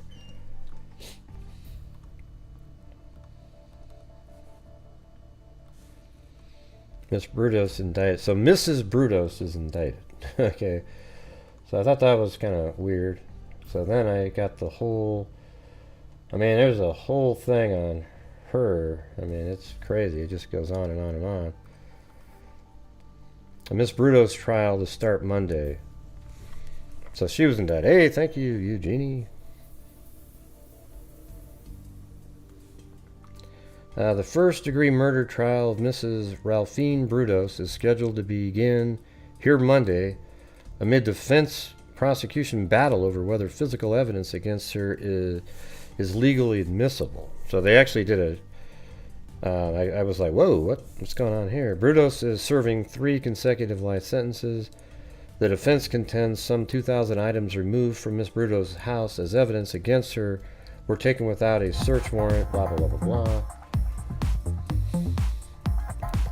I'll just read most of the headlines here. This one says, Miss Brudos' murder trial starts in Marion County. This one says, Brudos girl testifies. That one might be interesting. The 7-year-old daughter of Ralphine Brudos will be called to testify against her mother, who is on trial in Marion County. Whether the girl actually will testify has not been decided. Okay, so I'm going to move forward because I think they changed their mind. Judge passes Brudos' child. Circuit Judge Douglas L. Hay ruled today that little Teresa Brudos, 7, is competent to appear as a prosecution witness in the first-degree murder trial. That's crazy. Judge Hay called the child to the stand this morning and asked her a series of questions, and such things as her liking for school, her belief in God, etc. He said her answers showed that she would be competent witness if called. There was no certainty when... that doesn't bother me that much. Matter of fact, I wish there was a little bit more allowed with that stuff for kids, because kids aren't stupid and they have the answers to murders out there, and they're not even really allowed to answer and talk, and it's just sort of like, wow, let's just let the murderer go free. I mean, you can probably do it in a way where it's not that traumatizing. Maybe just do like I think what they should do is allow interviews with the kids that are done in a peaceful place, and then you play those in court. But then you don't have the part about, well, you can't cross-examine them. But maybe you could do that somewhere else too, but not, the killer's not around, or the parent, or whatever the hell it is, right? The jury was chosen Tuesday after the 12 and one alternate were sworn in. Okay, so we got that. Murder trial, jury hears victim's mother testify. Karen Elena Sprinker's mother and college roommate were the first two witnesses. Mrs. Brudos, 25, is charged with helping her husband strangle the 19-year-old Oregon State University co-ed to death March 27th.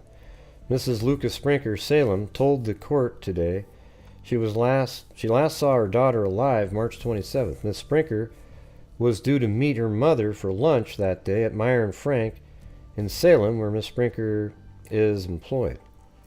I waited for her to come, Miss Sprinker said, but she didn't come. Miss Sprinker's weighted body was found 2 months later in the Long Tom River near Monroe. Jerome Henry Brudos already has said he abducted her from the parking lot and took her to his home and strangled her to death.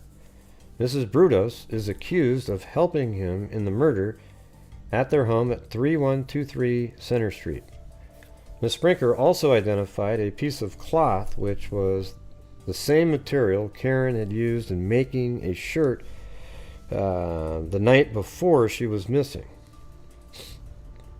She also identified the green sweater and the skirt, both in plastic bags, which had been taken from her body when it was found in the river. Linda Margaret Hannon, Portland, told the court she was Miss Sprinker's roommate at OSU last spring. She said Miss Sprinker was an excellent student. Police and medical officers started the afternoon testimony for the state as District Attorney Gary Gortmaker attempted to identify Miss Sprinker as the murder victim.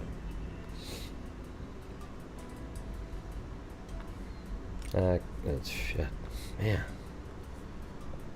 Karen Sprinker in home, child testified.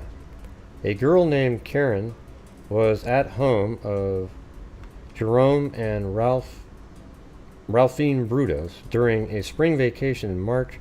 Teresa Brudos testified today. So that must be the little girl.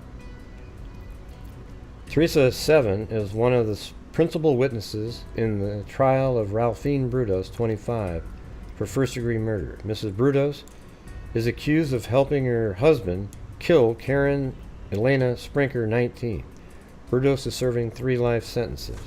Teresa was asked only 7 questions in her 8-minute appearance on the witness stand. 6 of the questions were posed by District Attorney Gary Gortmaker. She answered, "I can't remember" or "I don't know" to 5 of them.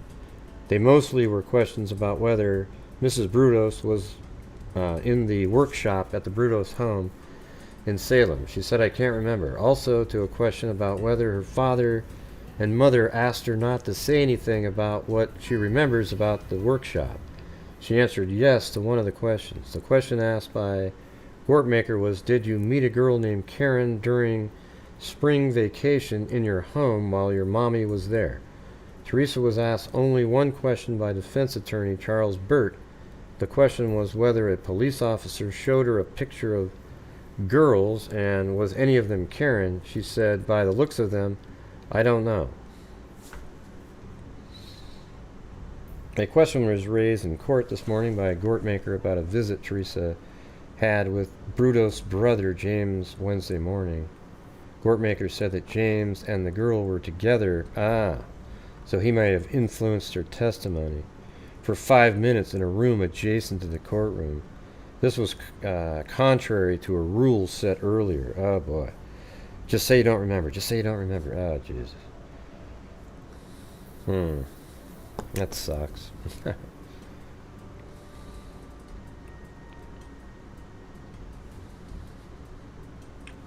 Girl said dragged into Brudos' home. A Salem woman testified Thursday that she saw Jerome and Ralphine Brudos drag a struggling, blanket-covered female form into their home the day Karen Sprinker was murdered. Ms. Brudos is accused of helping her husband kill Ms. Sprinker. Brudos is serving 3 consecutive life sentences. Ms. Patterson's testimony was challenged by defense, which sought to cast doubt on what day she saw Mr. and Mrs. Brudos and her interpretation of what she saw.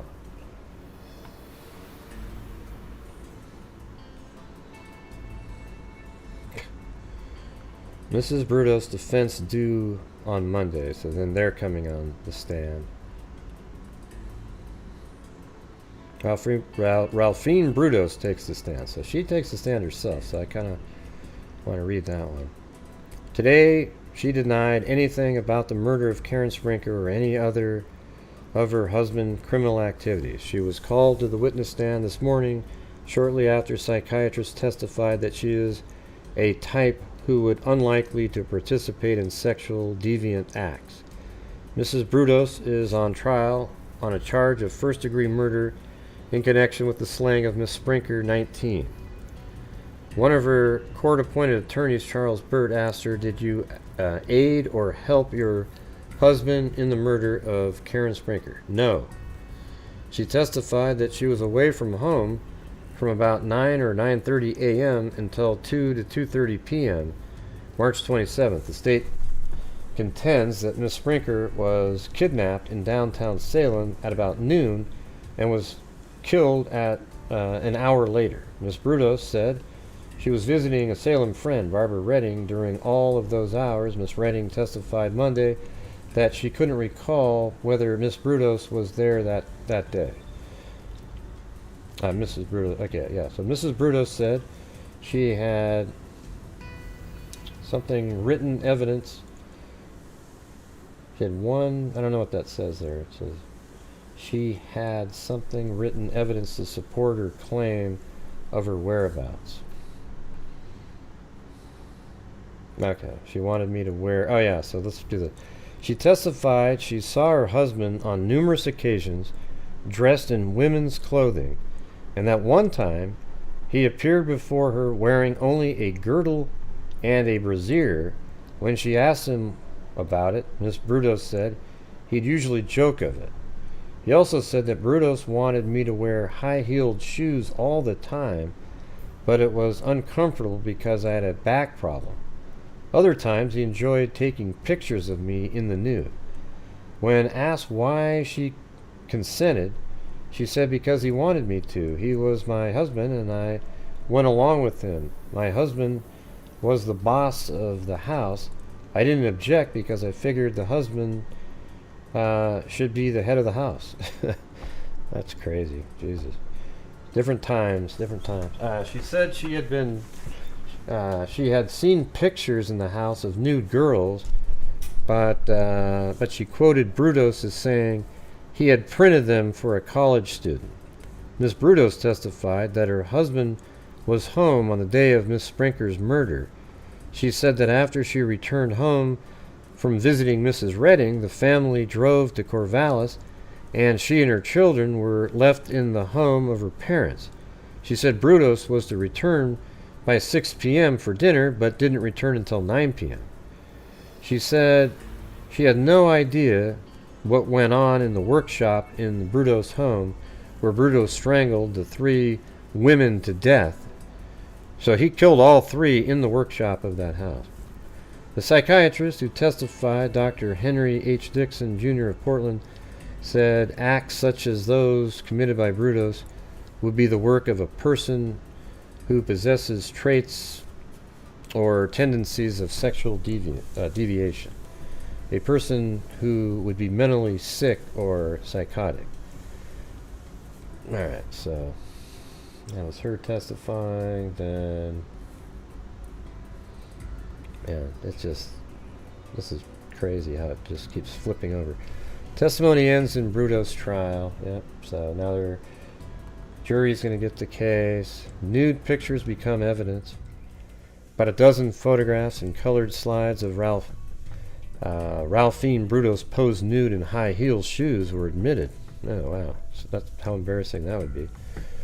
District Attorney Gary Gortmaker introduced the pictures because earlier Tuesday Miss Brudos had testified she had never seen a pair of black patent leather high heel shoes. I thought she said she posed in them, in which Karen Sprinker was photographed wearing at the Brudos home before her death. Miss Brudos, 25, is accused of helping her husband, Jerome Henry, murder Miss Sprinker at the Brudos home.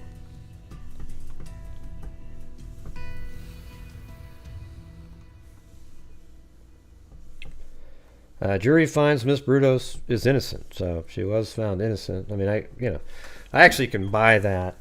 There's absolute psychos out there. As a matter of fact, one of the police officers was thankful because he knew that she was innocent, and somehow this prosecutor wanted to give it a shot anyways.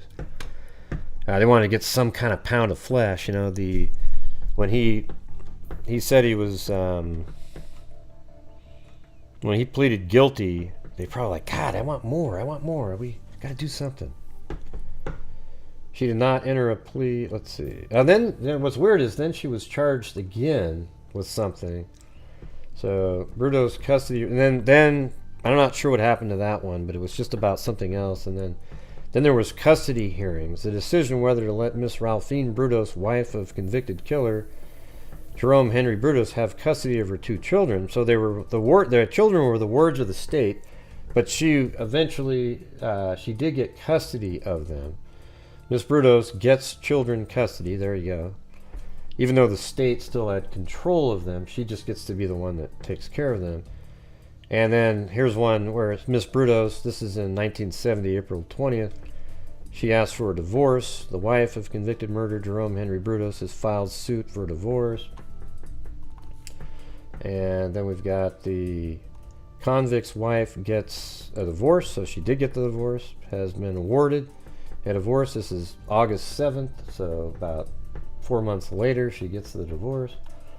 And 1973, Brudos children custody set for secret hearing.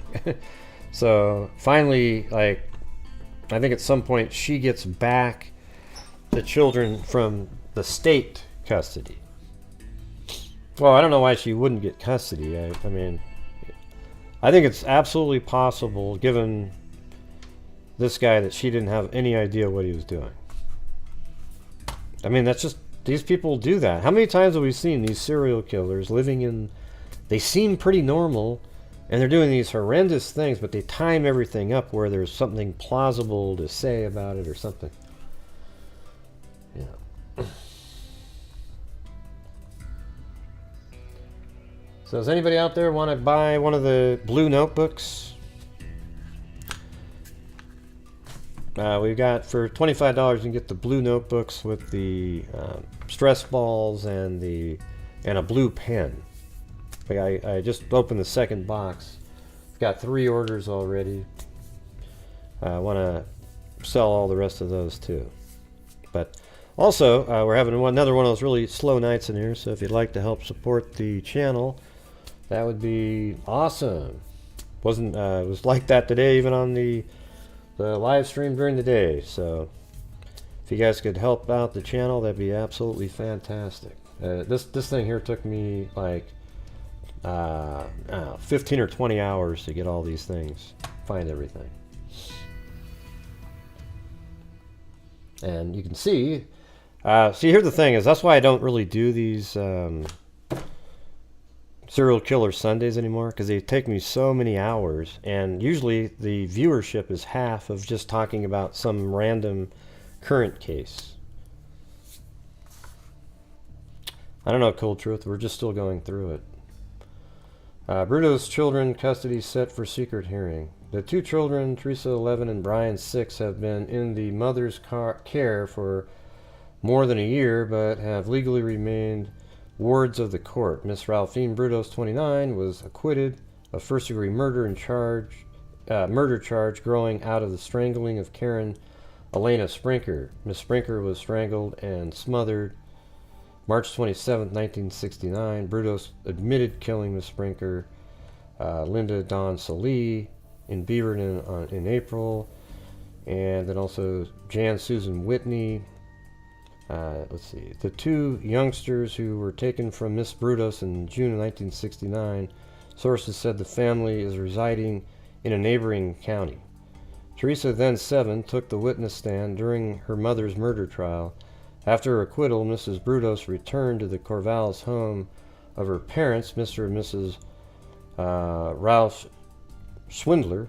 The youngsters were originally in the care of their grandparents, but were removed from the home and placed in foster care. Why would you do that? Brudos, in the past, has complained about the care of the children were receiving in foster homes. Alright, so that we just went through the entire Mrs. Brudos saga there. Hey, thanks, Teresa Murray.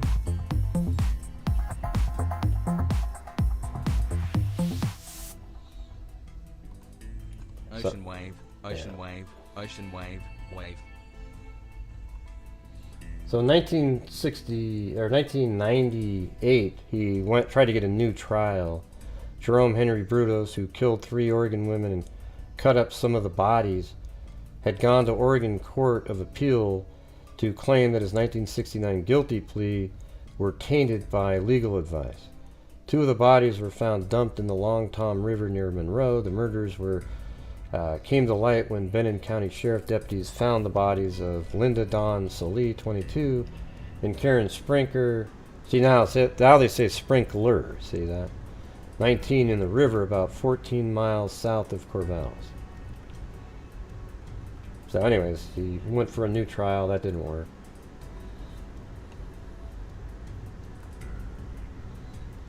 Then in 2006, there's an article here. 36 years later, killer's death. So he dies in prison in March of 2006. And so it must have been on March 28th, 2006. He died in prison. And here's the timeline here. Linda Slauson, 19, of Aloha, is last seen selling encyclopedias in Portland neighborhood where Brudos lived with his wife, Ralphine, and their 2 girls. November 25th, 1968, Jan Whitney, 23, of McMinnville, was last seen in Eugene. Her car is later found abandoned at the rest stop. So she's the first one that went missing, but the last one found. One of them hasn't been found yet, but the last one of the ones found, she was the first. Karen Sprinker, 19, of Salem, is last seen alive in the Myron Frank parking lot. April 22nd, Gloria Jean Smith, 15, is nearly abducted while walking near Parish Middle School. Smith eventually identifies Brudos as the man who attempted to kidnap her and take her to a green Volkswagen Carmen Ghia, a car later identified as belonging to Brudos. So that one article we read, that girl was the first to identify. Before getting to the car, that's not the one who met him for the coke. That's the other one. April 23rd, 1969, Linda Salee, 22, of Beaverton, is last seen alive at the Lloyd Center parking lot in Portland. May 10th, 1969, the body of Linda Salee, 22, is found in the Long Tom River near Monroe. May 12th, 1969, the body of Karen Elena Sprinker, 19, is found in the Long Tom River near Monroe. May 18th, 1968, Jerome Brudos is identified as possible suspect after a tip from Oregon State University student. And that's the one I think that had the coke with him. Brudos' home in the 3100 block of Center Street Northeast is searched by police, who find copper wire, rope, and pictures of female victims. May 29th, he's arrested on a charge of armed assault related to the April 22nd incident with Gloria Smith. June 3rd, Brudos arrested in Salem on 3 counts of murder. June 27th, he pleaded guilty. June 27th, the body of... it's crazy. The same day he pleaded guilty, basically, the body of Jane Whitney is found tied to a piece of railroad iron in the Willamette River. near Independence. June 21st, 1995, after repeated parole hearings, the Oregon Parole Board tells Brudos he will never be paroled. You will be in prison for the rest of your life, and there will be no further parole hearings. What a great, that's awesome. Said board chair, Marva Fabian, Brudos continued to be allowed to appear before parole every 2 years for an informal interview. Jerome Brudos dies on March 28, 2006 at 5:10 a.m. inside Oregon State Penitentiary. Alright, let's see right here. The bodies of Salee and Sprinker were found in the Long Tom River near Monroe in early May of 1969. They had been weighted with auto body parts. Whitney's body was found in July of 1969 in the Willamette River. While in custody, Brudos told a psychologist that he had killed a fourth woman, Linda Slauson, 19, of Aloha. Slauson last was seen in January 1969 selling encyclopedias door to door in Portland, and that was just like a block or two from his house, and his family lived at the time. He lived there. Her body never was recovered. Police were led to Brudos as a suspect April 22nd, 1969, after he was suspected of assault with a deadly weapon and the temporary abduction of 15-year-old Salem girl. Yeah, that's the Gloria Smith there. Brudos extensively, the detectives who broke the killing was Jim Stovall of the Salem Police Department, now retired. Stovall interviewed Brudos extensively during Memorial Day weekend in 1969. Stovall said after the interviews that Brudos also admitted killing Slauson and throwing her mutilated body in the Willamette River from the Wilsonville Bridge. So I mean, the Wilsonville Bridge is where, when I go golfing, I drive over that one all the time. So, it's crazy. Look where the Wilsonville Bridge is.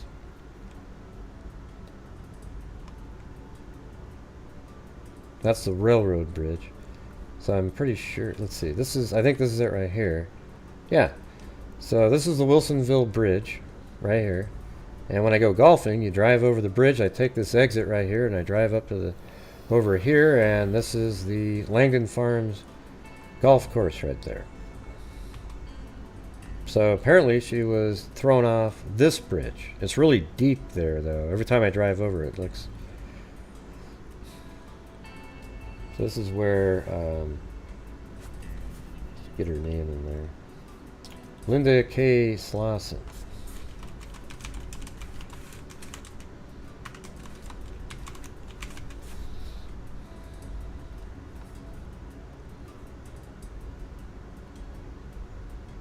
There we go.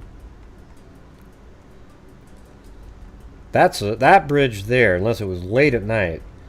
I mean, I would imagine even in 1969, this is I-5 here. This isn't some rinky-dink little highway somewhere. It's crazy. But it's weird. I mean, I've driven over that bridge a million times. Never thought of that.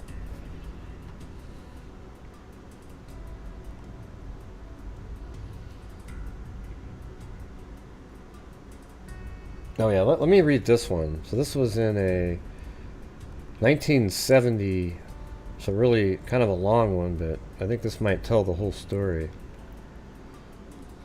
And then there's another one in 2014. So this one and the next one will be what we're going to do. Yeah, everybody always wants... Yeah, I mean, everybody probably can notice there's something wrong, but they probably don't think somebody's killing somebody. You know, I mean, until you're in that situation, you don't know, right? So, he was tall and fattish and pale and made you think of a big, white, soft slug. Hey, that sounds like Zozo would have written that. He was tall and fattish and pale and made you think of a big, white, soft slug in a young and dying tree. He had thin, reddish hair. The eyes in his moon face were small, a faded blue, and almost lashless. So I guess I'm gonna start to cross off serial killer Sundays, man. Oof, that sucks. He could smile pleasantly enough, especially when amused or intrigued. A variety of things amused or intrigued him. Women's high heel shoes. He loved to put them on in secret, of course. Another hobby was photography. He once took a rather coy picture of himself in spiked shoes and panties. He also made a hobby of kidnapping young and pretty women and murdering them. He photographed them too, alive or dead, clothed or nude, hanging by a pulley with hoods over their faces. He got away with all that for a year and a half, partly because he had luck and a good deal of nerve.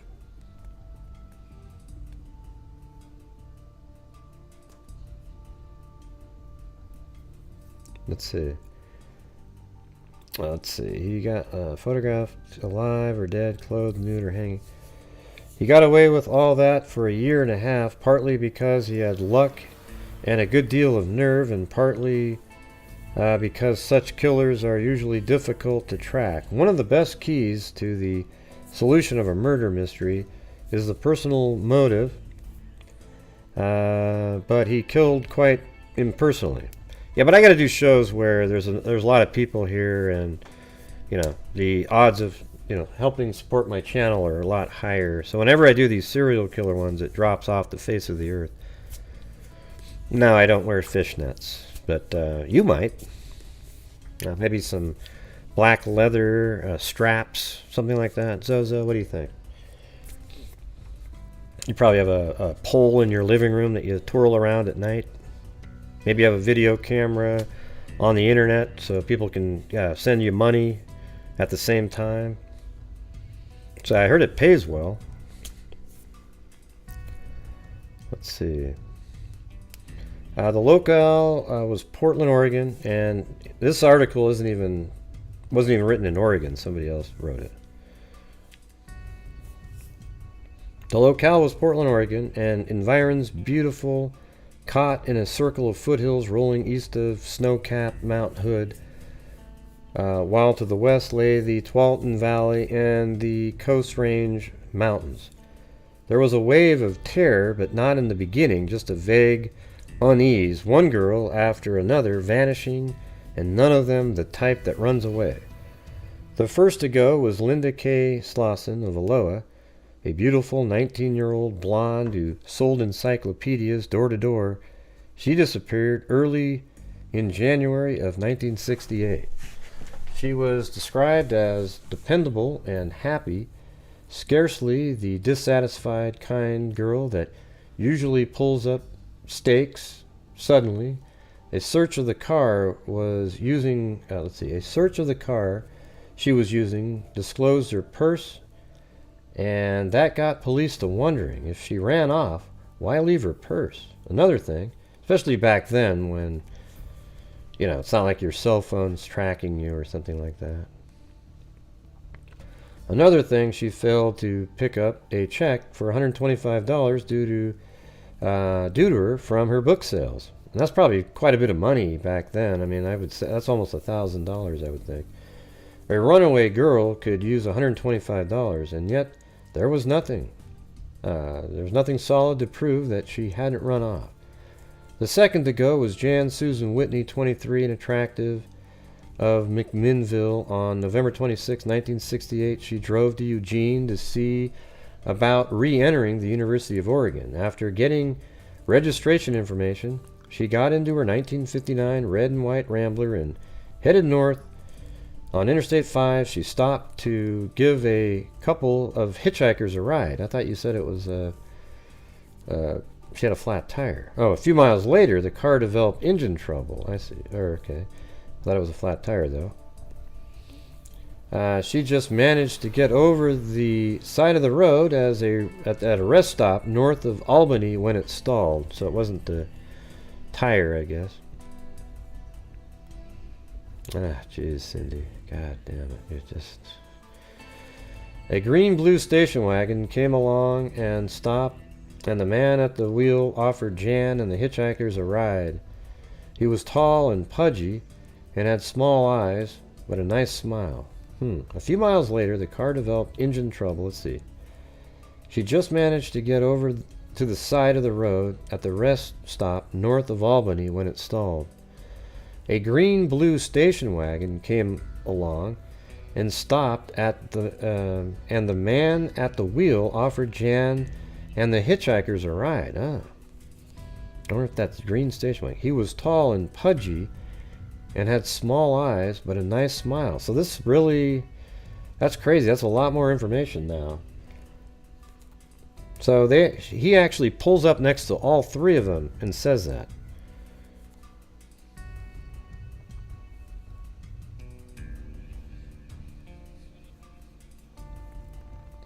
Well, I don't need to, obviously I don't need looks either to make money. I'm ugly as hell. Yeah. He dropped the hike. This is interesting right here, though, don't you think? So they actually knew a description of him originally with that same green, ugly-looking car that he had. A few miles later, the car developed engine trouble. She just managed to get over the side of the road at a rest stop north of Albany when it stalled. A green-blue station wagon came along and stopped, and the man at the wheel offered Jan and the hitchhikers a ride. They didn't say any of the stuff in the paper. I wonder if they were keeping that hidden. He was tall and pudgy and had small eyes, but a nice smile. Jan and the other two joined him in his car. So they got into his car with him. Oh, wow. So he dropped probably the other two off, I'm going to guess. Kept her in her car. So, wow, that totally explains everything. Her car's on the side of the road. He pulls up, gives them a ride, but maybe drops the other two off somewhere else, and then she's alone left with him. Let's see if that works that way. He dropped the hikers off near Salem, which is 40 miles from Portland, and then drove on. Later, after Jan was reported missing, police... so the hikers... Those are the two. He dropped the hikers off, but he must have had... That's absolutely nuts, man. He dropped the hikers off near Salem, which is 40 miles from Portland, and then drove on. Later, after Jan was reported missing, police searchers found her car locked and parked at the interstate. So that makes sense. She would have locked the car. If she was abducted, her car wouldn't have been locked. But if she was going to get a ride with this person, so those two hitchhiker people, they probably absolutely know exactly what went down there. Karen Elaine Sprinkler Salem was a pretty brunette, 19 years old, co-ed major in chemistry at Oregon State University. On March 27, 1969, she had a date to have lunch with her mother at Meyer and Frank, a large Salem department store. That very day, the fat man was in the neighborhood of the store scanning noonday crowds for a pretty face, a good figure. He spotted a girl but had to drive away the block to get close to her. What with the traffic, by the time he had rounded the block, she was gone.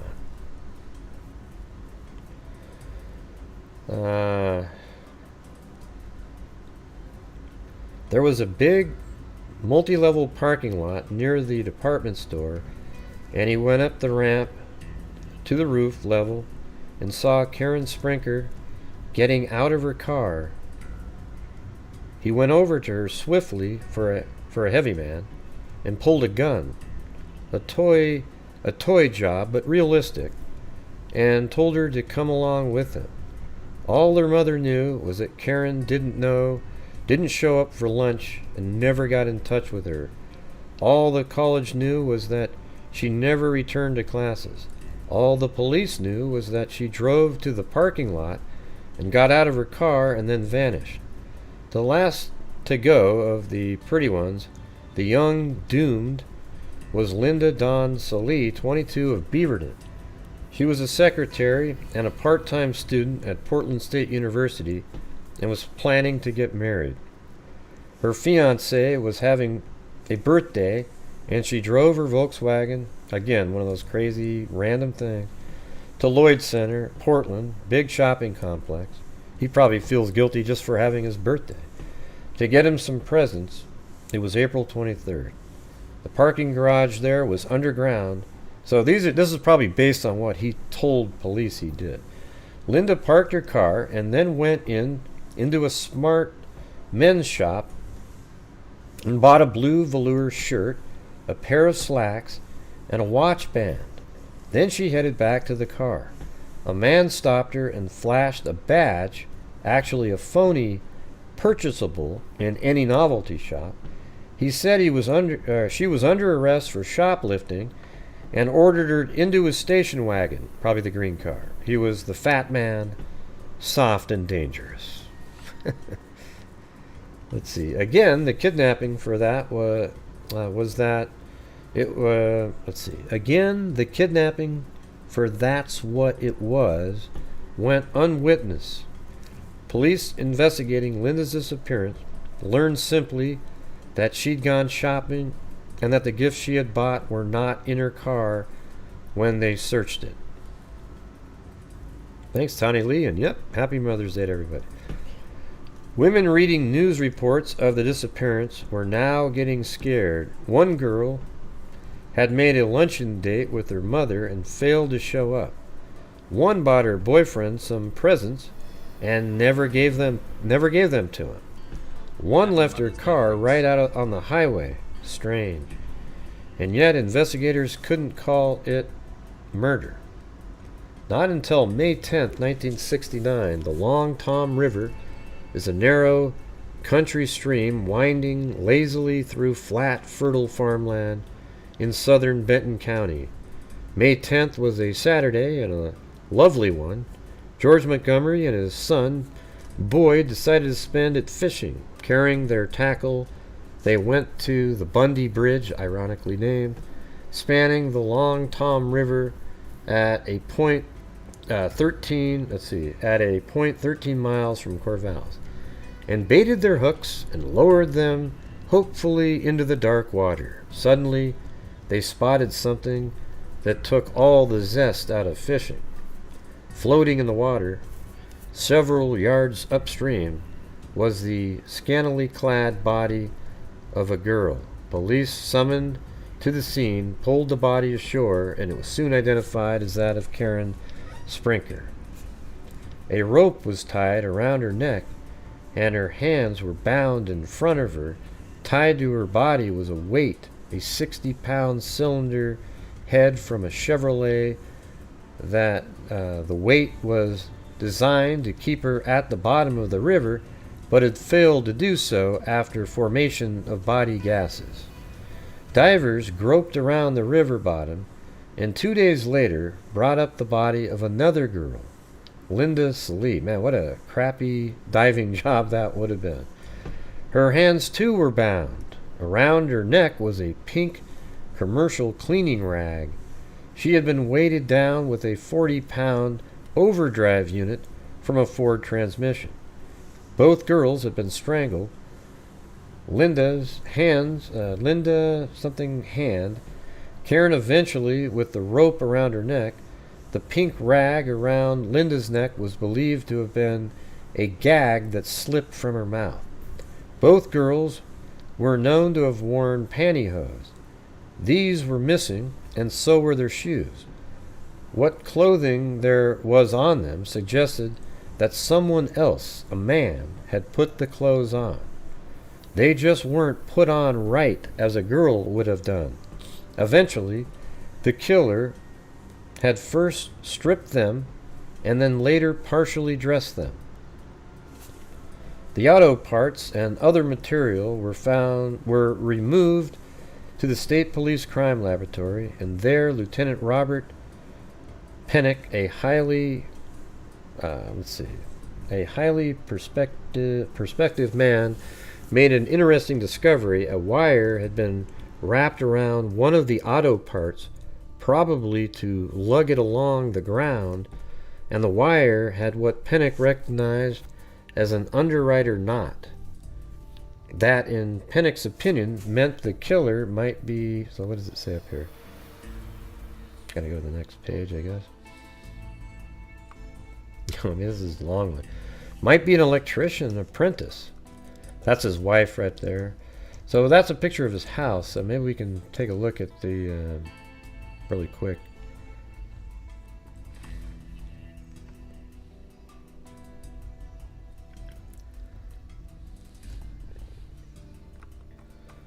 That was his other property. This is the one, 13123.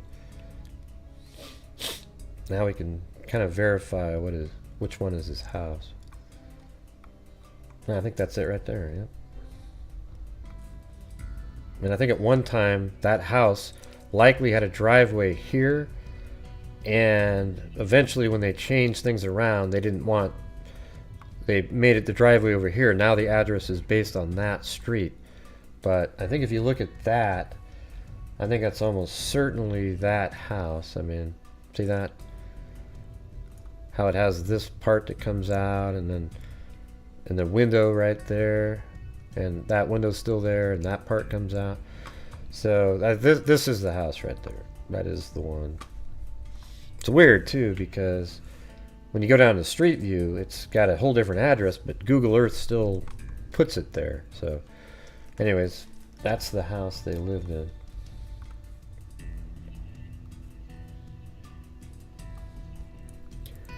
He was an electric apprentice, but police couldn't possibly pick up every electrician or apprentice in Northwest, so they concentrated on rounding up sex offenders. They found none who filled the bill.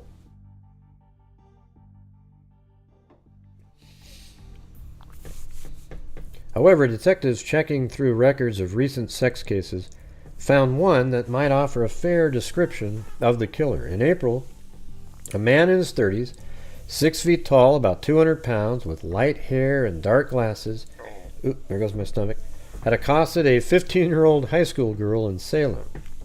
He drew what she thought was a toy plastic gun and said, "I want you to come with me. I won't hurt you." Suddenly, he seized the back of her coat and dragged her between two houses. "I won't rape you," he whispered. "I wouldn't do that." She told him she would walk with him if he let go of her coat, and he did. They went out to the street, and he said, "Get into that green car." Just then, the girl saw a woman neighbor and screamed her name and ran towards her. The man, after a moment of hesitation, fled. While one group of police, that girl would be dead right now if she didn't do that. While one group of police checked suspects of the description supplied by the girl, others searched every wrecking yard and garage in the area in an effort to trace the origins of the auto parts that got nowhere. Tracing the pink rag found on Linda Sallee's neck shaped up as impossible. Many commercial cleaning firms handled such rags and on a large scale. One firm alone said it had 1,500 customers and that its rag loss averaged $15,000 a month. With police of several counties in on the hunt and the investigation heat on high, a more prudent murderer would have taken a vacation, but the man who slew Linda Sallee and Karen Sprinker was a man lashed by a strange, compulsive drive. At 9:30 p.m., May 14th, a Wednesday, a cute brunette co-ed at Oregon State University received a phone call from a man she didn't know. He said he was just back from Vietnam and wanted to talk to a girl and had dialed her number at random. They kidded back and forth, and he suggested a date, just for a soft drink, a Coke. That's what from the other article, to get acquainted. The girl, in spite of fear, touched off by 2 known killings and the suspected murder of the Slauson and Whitney girls, said, okay, she just wasn't in the mood to think about murder. I mean, isn't that crazy? He's still out there. All these cases are in the news, and he's still going at it. They met in her dormitory lounge. He was fattish, about 30, with light red hair. He was also glib and amiable. He got to talking about a new method of study he had learned in the Army hospital, and he began massaging her shoulder He said he was part of the study procedure. She went along. This is the part we already read. She went along with the gag. Now he said, think of something sad. She says, I can't. Well, then he said, think of the 2 girls dropped in the Long Tom River. That should have chilled her, but it didn't. After all, he was a kidder. They got up and went out and had a soft drink, and he became philosophical. He said that a person should decide his own rules of right and wrong. She disagreed, and anger brought sudden life to his washed-out blue eyes. She became uneasy. He said something else later. He said he had to replace the engine in his car. It was said very casually, but it rang a bell. She suddenly remembered the auto parts used to weight the bodies of the girls fished out of the Long Tom River. But she was a good actress and concealed her revulsion. He walked her back to the dormitory. That girl should be working for the police as like an undercover. I mean, to really feel like you got a psycho here and just to be so casual and be able to kind of work, that's amazing. Or a cheerleader, one of the two. He walked her back to the dormitory and asked if he could call on her again Friday evening, and she agreed. But directly he was gone, she phoned police headquarters. Directly after she was gone, she phoned police headquarters. The detective advised her precisely how to proceed with the situation.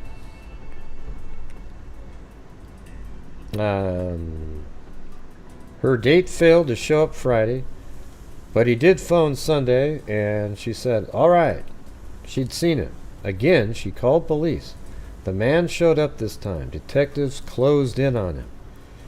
He was taken into custody and questioned. His name was Jerome Henry Brudos.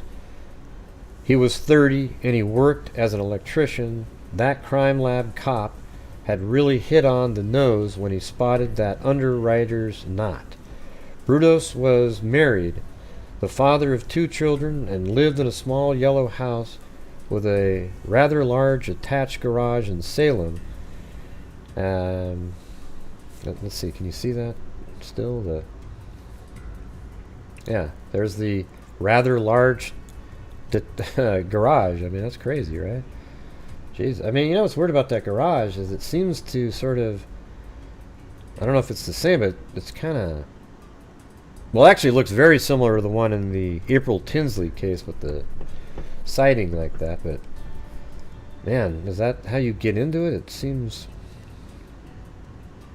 there's no door on the side where you would think, right? That's pretty that's really weird. That's not like a garage that you can drive into. That's not a door right there. Those are just wires. See? That's spooky.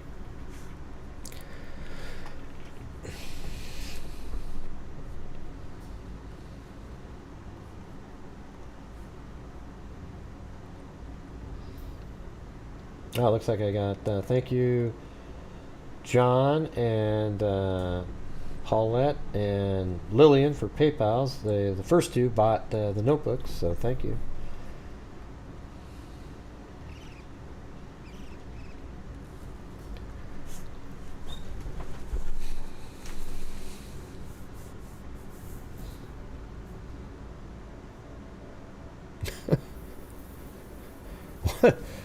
What a waste of a troll name. Gray Hughes has an eating disorder and doesn't eat. Wow, what a diss. Oh, I got creamed on that one. Good one. I eat all the time.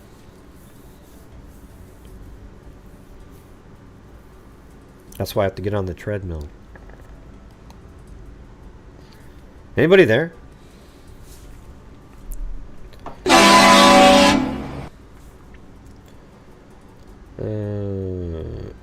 Yeah, so we're over here. Her date failed to show up Friday, but yeah, that's right. He didn't show up on Friday.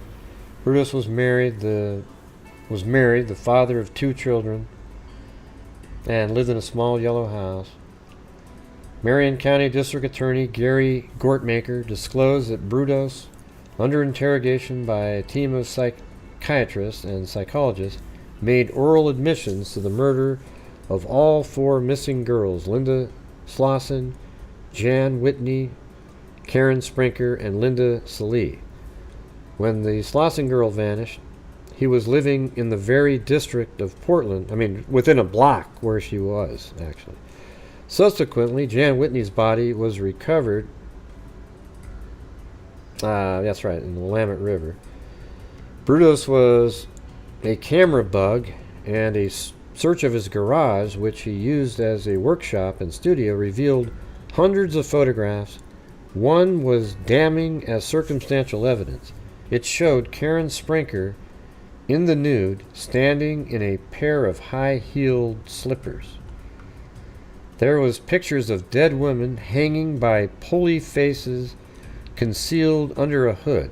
He probably has more murders under his belt. They couldn't figure those out. A mirror was fixed below the bodies, and it revealed the reflection of Brudos with his camera. Oh, Jesus, what an idiot. He assertedly told of taking Jan Whitney to his garage. He picked up a long leather luggage strap with a tooth buckle, slipped it around her neck, and pulled it tight. He told of luring Linda Salee from the shopping complex with the accusation of shoplifting.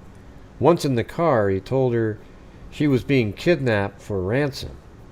In his garage, he tied her to a chair, went into the house a moment, and returned to find she had loosened her bonds. He grabbed a fabric luggage strap and said, "Please turn around." Shortly after she died, a car crashed into her garage. Wait, what? Let me read that again. I don't even know what that is. In his garage, he tied her to a chair, went into the house a moment, and returned to find she had loosened her bonds. She grabbed a fabric luggage strap and said, "Please." He grabbed a fabric luggage strap and said, "Please turn around." Shortly after she died, a car crashed into his garage, but he kept his cool. Wow, what are the odds of that? After learning what had happened, he removed the girl's body to a pump house, then phoned police about the crash. When they arrived, he discussed the damage calmly. What in the hell? That is incredible. Completely unaware of the murder, the police departed. Before dumping the girl's body, Brudos suspended her nude by the heels from the pulley. Jeez. There were dozens of photographs of Brudos' favorite fetish, women's shoes, and he enjoyed dressing in the victim's clothes. "There must be something wrong with me," was his masterpiece of understatement, as he told of keeping one body for days, just dressing and undressing it. See, now this guy he's right up there with, he's an Ed Kemper. He is all those guys. He's the same person here.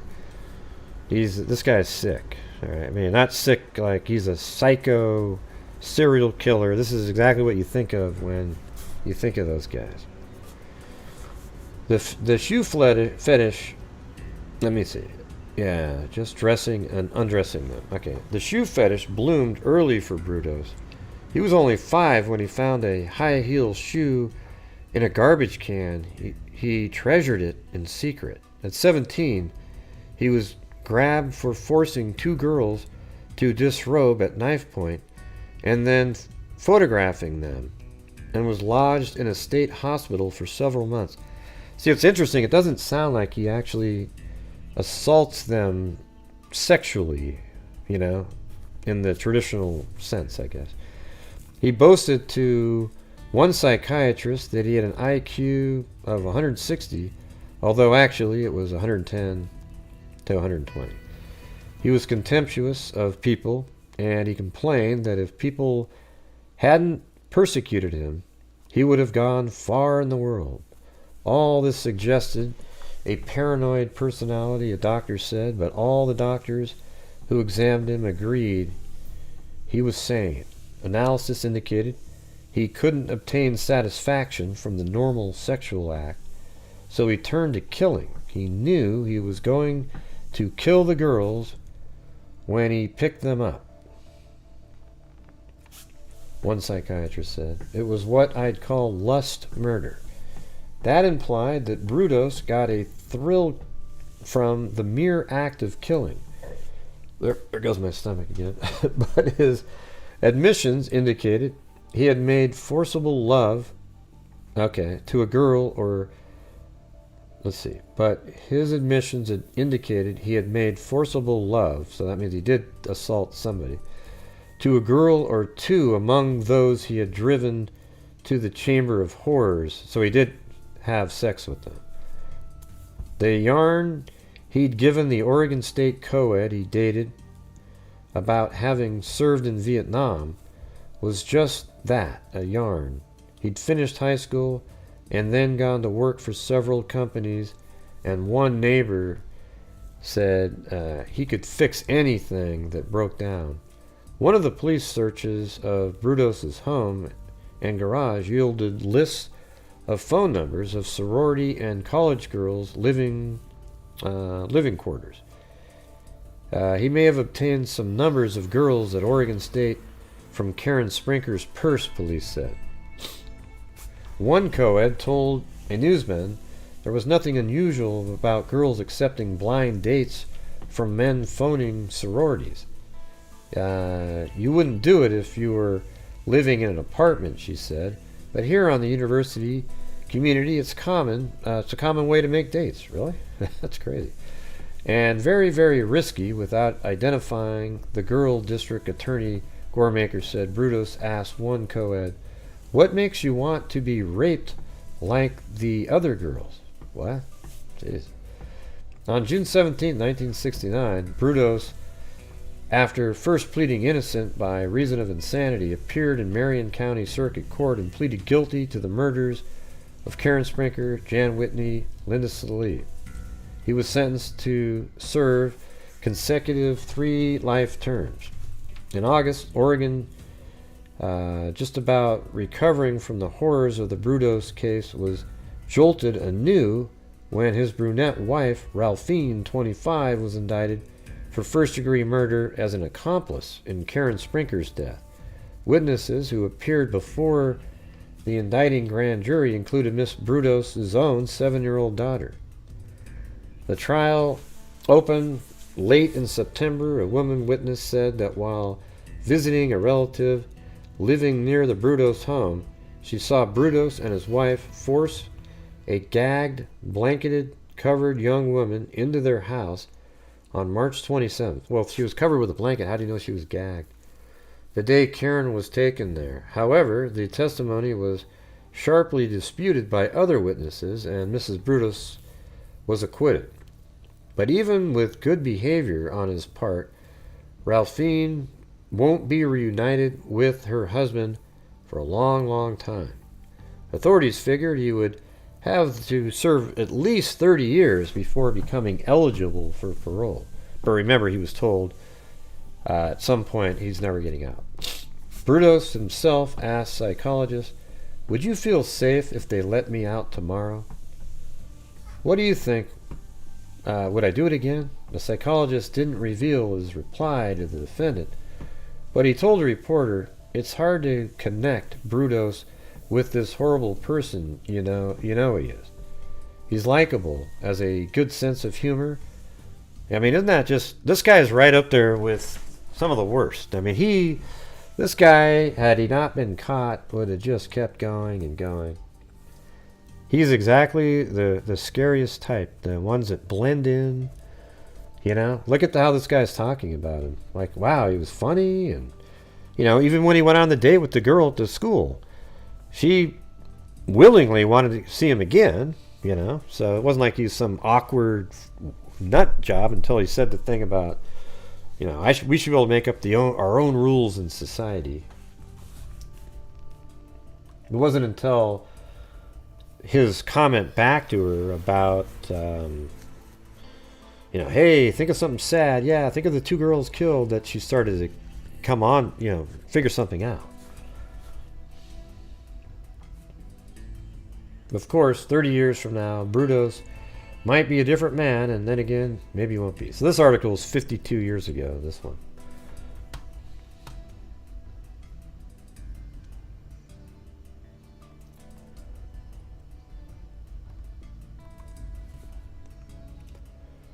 Here, I'll just do this one, this last one. I'm going to skip these other ones. So there, look at, there's the mailbox right there. And look at there, you can see 3123 right back here. And that's the same house. Does it still have that tree there?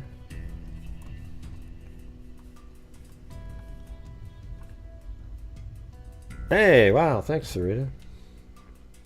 Jeez. Yeah, look at that tree. I think that's the same damn tree right there. I mean,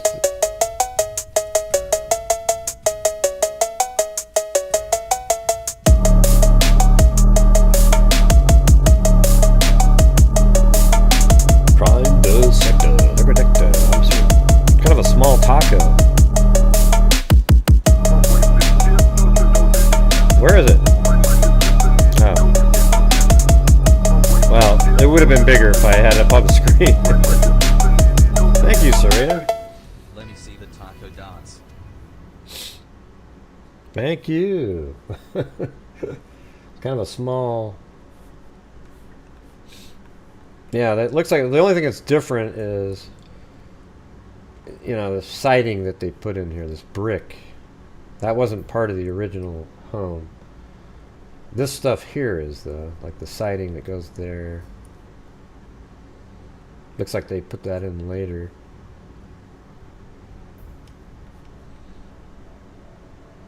Oh, that looks like they have a different door at that point, I think. Hey, you can't really see it. Maybe it was right over there, too. So there's their mailbox. It says Brudos, 3123 Center. So that's out on Center Street, but then they moved their address to the side street. And that side street might not even have been there in 1969. I mean, there's been so much done since, you know, you go to 1960 in most cities, a lot of the side streets and stuff weren't even there.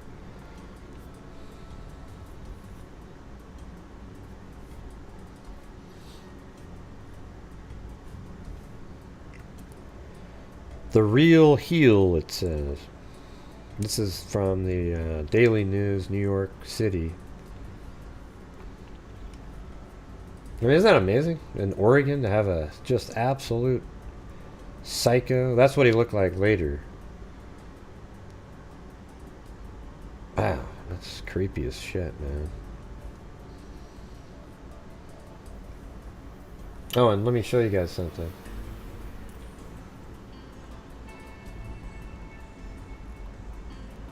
This is actually a photo of Sprinker that he took. And I think this is a nude photo.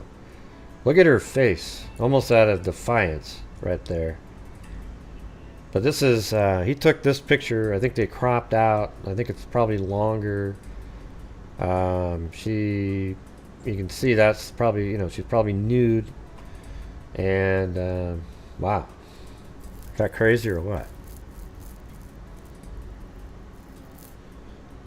See that?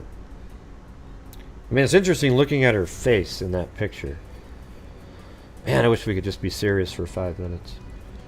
See, this face that you see right here, she just has, like, what do you see? Don't you just sort of see looks like she doesn't look scared. She looks defiant to me. And then he kills her not too long after that. So anyways, this was Jerry Brudos loved collecting and wearing slinky, lacy slips and bras, especially fancy high-heeled shoes, but the clothes didn't look very good on him, and every so often he'd go off in search of prettier models. Yeah, it looked more like dignified, right? Yeah. 4 of his living paper dolls would die. In January 1968, young women started vanishing around Portland, Oregon. It was an era when children frequently disappeared, only to turn up later in places like Haight-Ashbury. But these girls were poor candidates for the counterculture. One sold encyclopedias door to door, another was a medical student, and the other 2 were balancing work and school. All had strong ties with family. When they went missing, there was no doubt it was because something awful had happened. The worst fears were confirmed on May 10, 1969, when a man fishing in the Long Tom River south of Corvallis spotted what looked like a bundle of rags. It turned out to be Linda Salee, 22, a petite blonde from Portland. On April 23rd, she was supposed to meet her boyfriend. She never showed up that evening or at her job the next morning. Autopsy results showed she had died of asphyxiation. 2 days later, divers divers recovered the body of another missing girl, Karen Sprinkler, 19, a medical student at Oregon State. On March 27th, the usually punctual girl failed to show up for a date with her mother, and no one heard anything about her since. Like Sally, Sprinkler's cause of death was asphyxiation. Other details linked the victims, such as the weights used to sink the corpses. Both were kept submerged with auto parts. There was another strange detail in the Sprinkler case.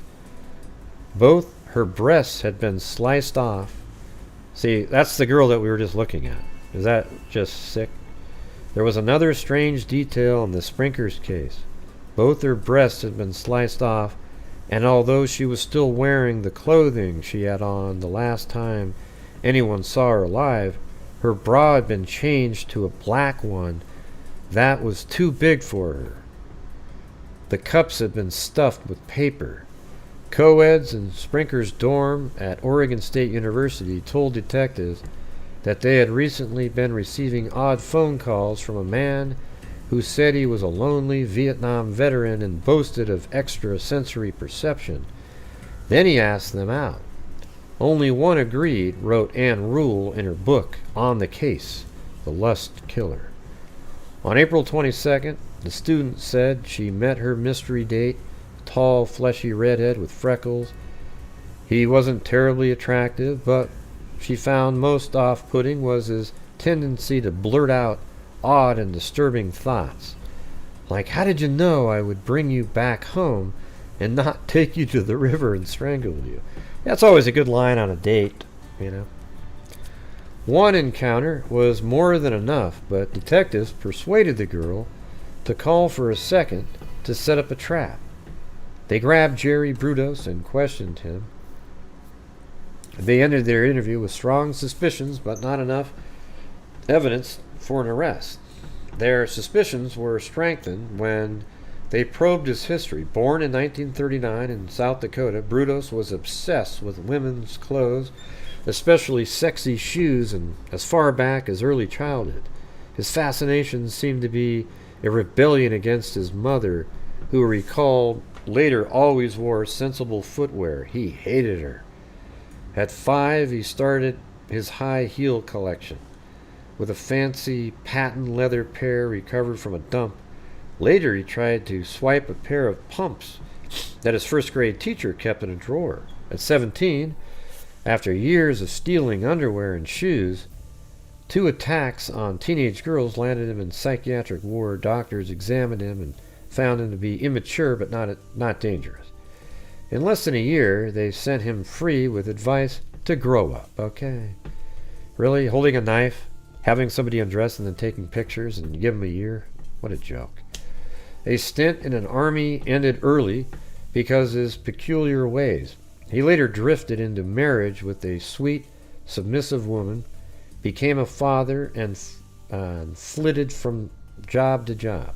Despite his odd behavior, He was an exceptionally talented mechanic and electrical engineer. Police arrested Brudos after a girl who escaped an attempted abduction identified him. Under questioning, he confessed to his crimes in sickening detail, starting with his theft of high heels and women's undergarments, which he stored in a secret workroom in his house. It was equipped with a refrigerator. The place was off limits to everyone else. Even his wife was not allowed inside. Brudos said he committed his first murder January 26, 1968. Okay, that's Linda Slauson. That's the one that hasn't been found. Victim number 1 was Linda Slauson, 19, the college girl selling encyclopedias. Brudos admitted holding onto the body so he could dress her up. Later, he dumped her in a river, keeping a foot that he sawed off and stored in a freezer. Jeez. He loved that foot. He's going to put it back into a shoe. I mean, isn't that incredible? He periodically took it out, but put it in a dress. See, there you go. Look at. I didn't even know that, but I just figured that's what he did. Put it in a dressy shoe and took photos of it. Eventually, he dumped that in the river too. Brudos confessed to the Salem and Sprinker murders, as well as the killing of a fourth woman, Jan Whitney, another college student who vanished in November 1968. He admitted to necrophilia and experiments like suspending Salem's body from the ceiling and using electrical shocks to try to make the corpse dance. God. He was like, the body was dead and he was shocking it to have it move around. Detectives opened the killer's secret torture chamber and found a terrifying cache of photos of women before and after death and souvenirs of his crimes: shoes, bras, girdles, and paperweights made of human breasts. So he actually cut off breasts, then made molds of them, and then made weights, and then used them as like a, paperweight, I think. I mean, his original plea was not guilty by reason of insanity, but psychiatrists determined that although Brudos was extremely twisted, his crimes were very well planned, and he was aware of what he was doing. He changed his plea to guilty, got life, and died of cancer in 2006. I just hope it was slow.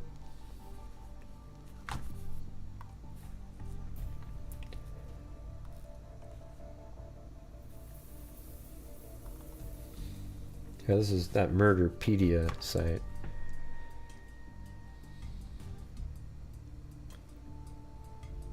Looks like he wouldn't detail them, I guess.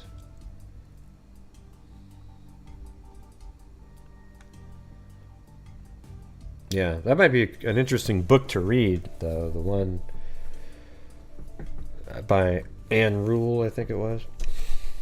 The same one that wrote the book on Bundy. Isn't it interesting that he threw the bodies off Bundy Bridge?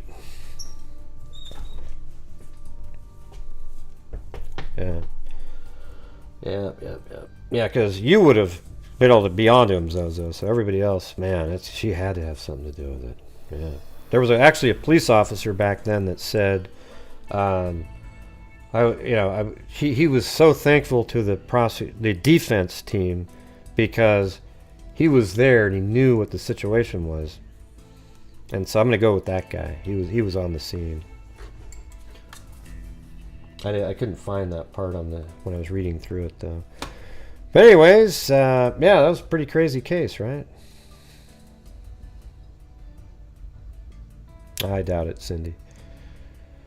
Let's see.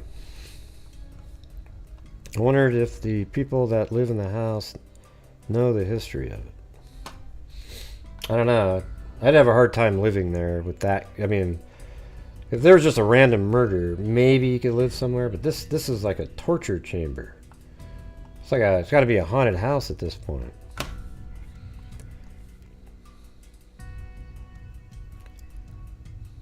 Yeah, but anyways. Alright guys, I got to get going. Thank you very much to, let's see.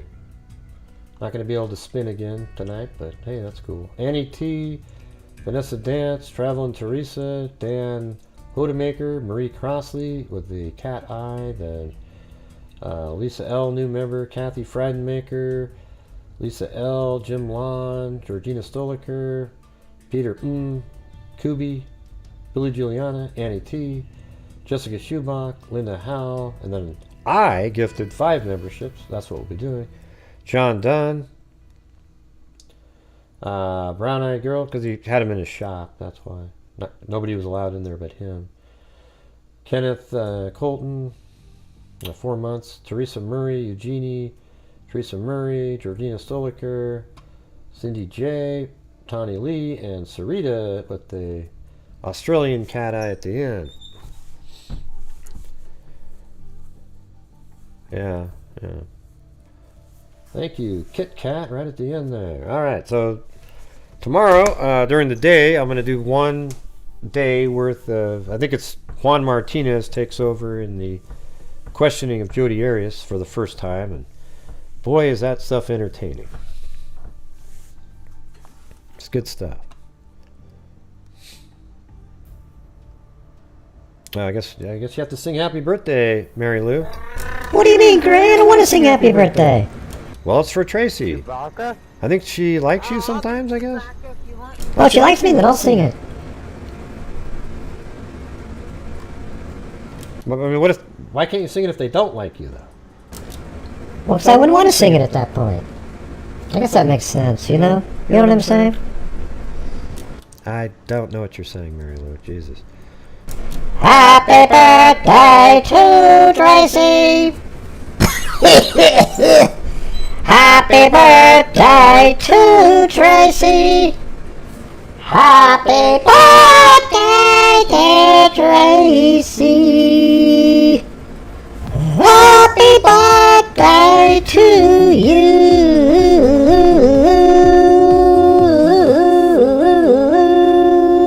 Thanks a great use investment. And many more. Friends. Sleep well.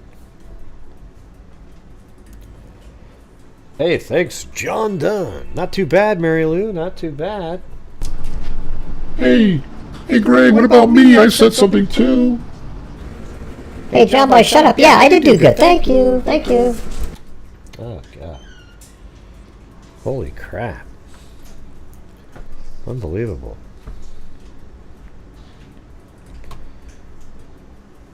Let's see.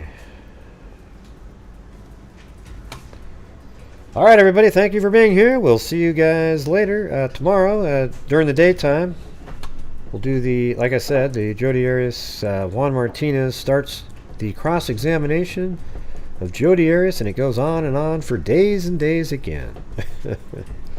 But it's a lot more interesting because it's like a battle. You know, when you watch her personality up there, you'll just get really angry. It's even worse. Just really ridiculous stuff. So, anyways, we'll see you tomorrow. Thank you guys very much for supporting the channel tonight. We'll see you then, and as I always say, everybody, until next time, be safe out there. Yeah, I've been doing this true crime thing for quite a while now. And during this whole time, I have not seen one person that is a crime dissector, thug rejector. I'm a certified human lie detector. Gonna get ya on a stretcher if you try and play me like an old projector.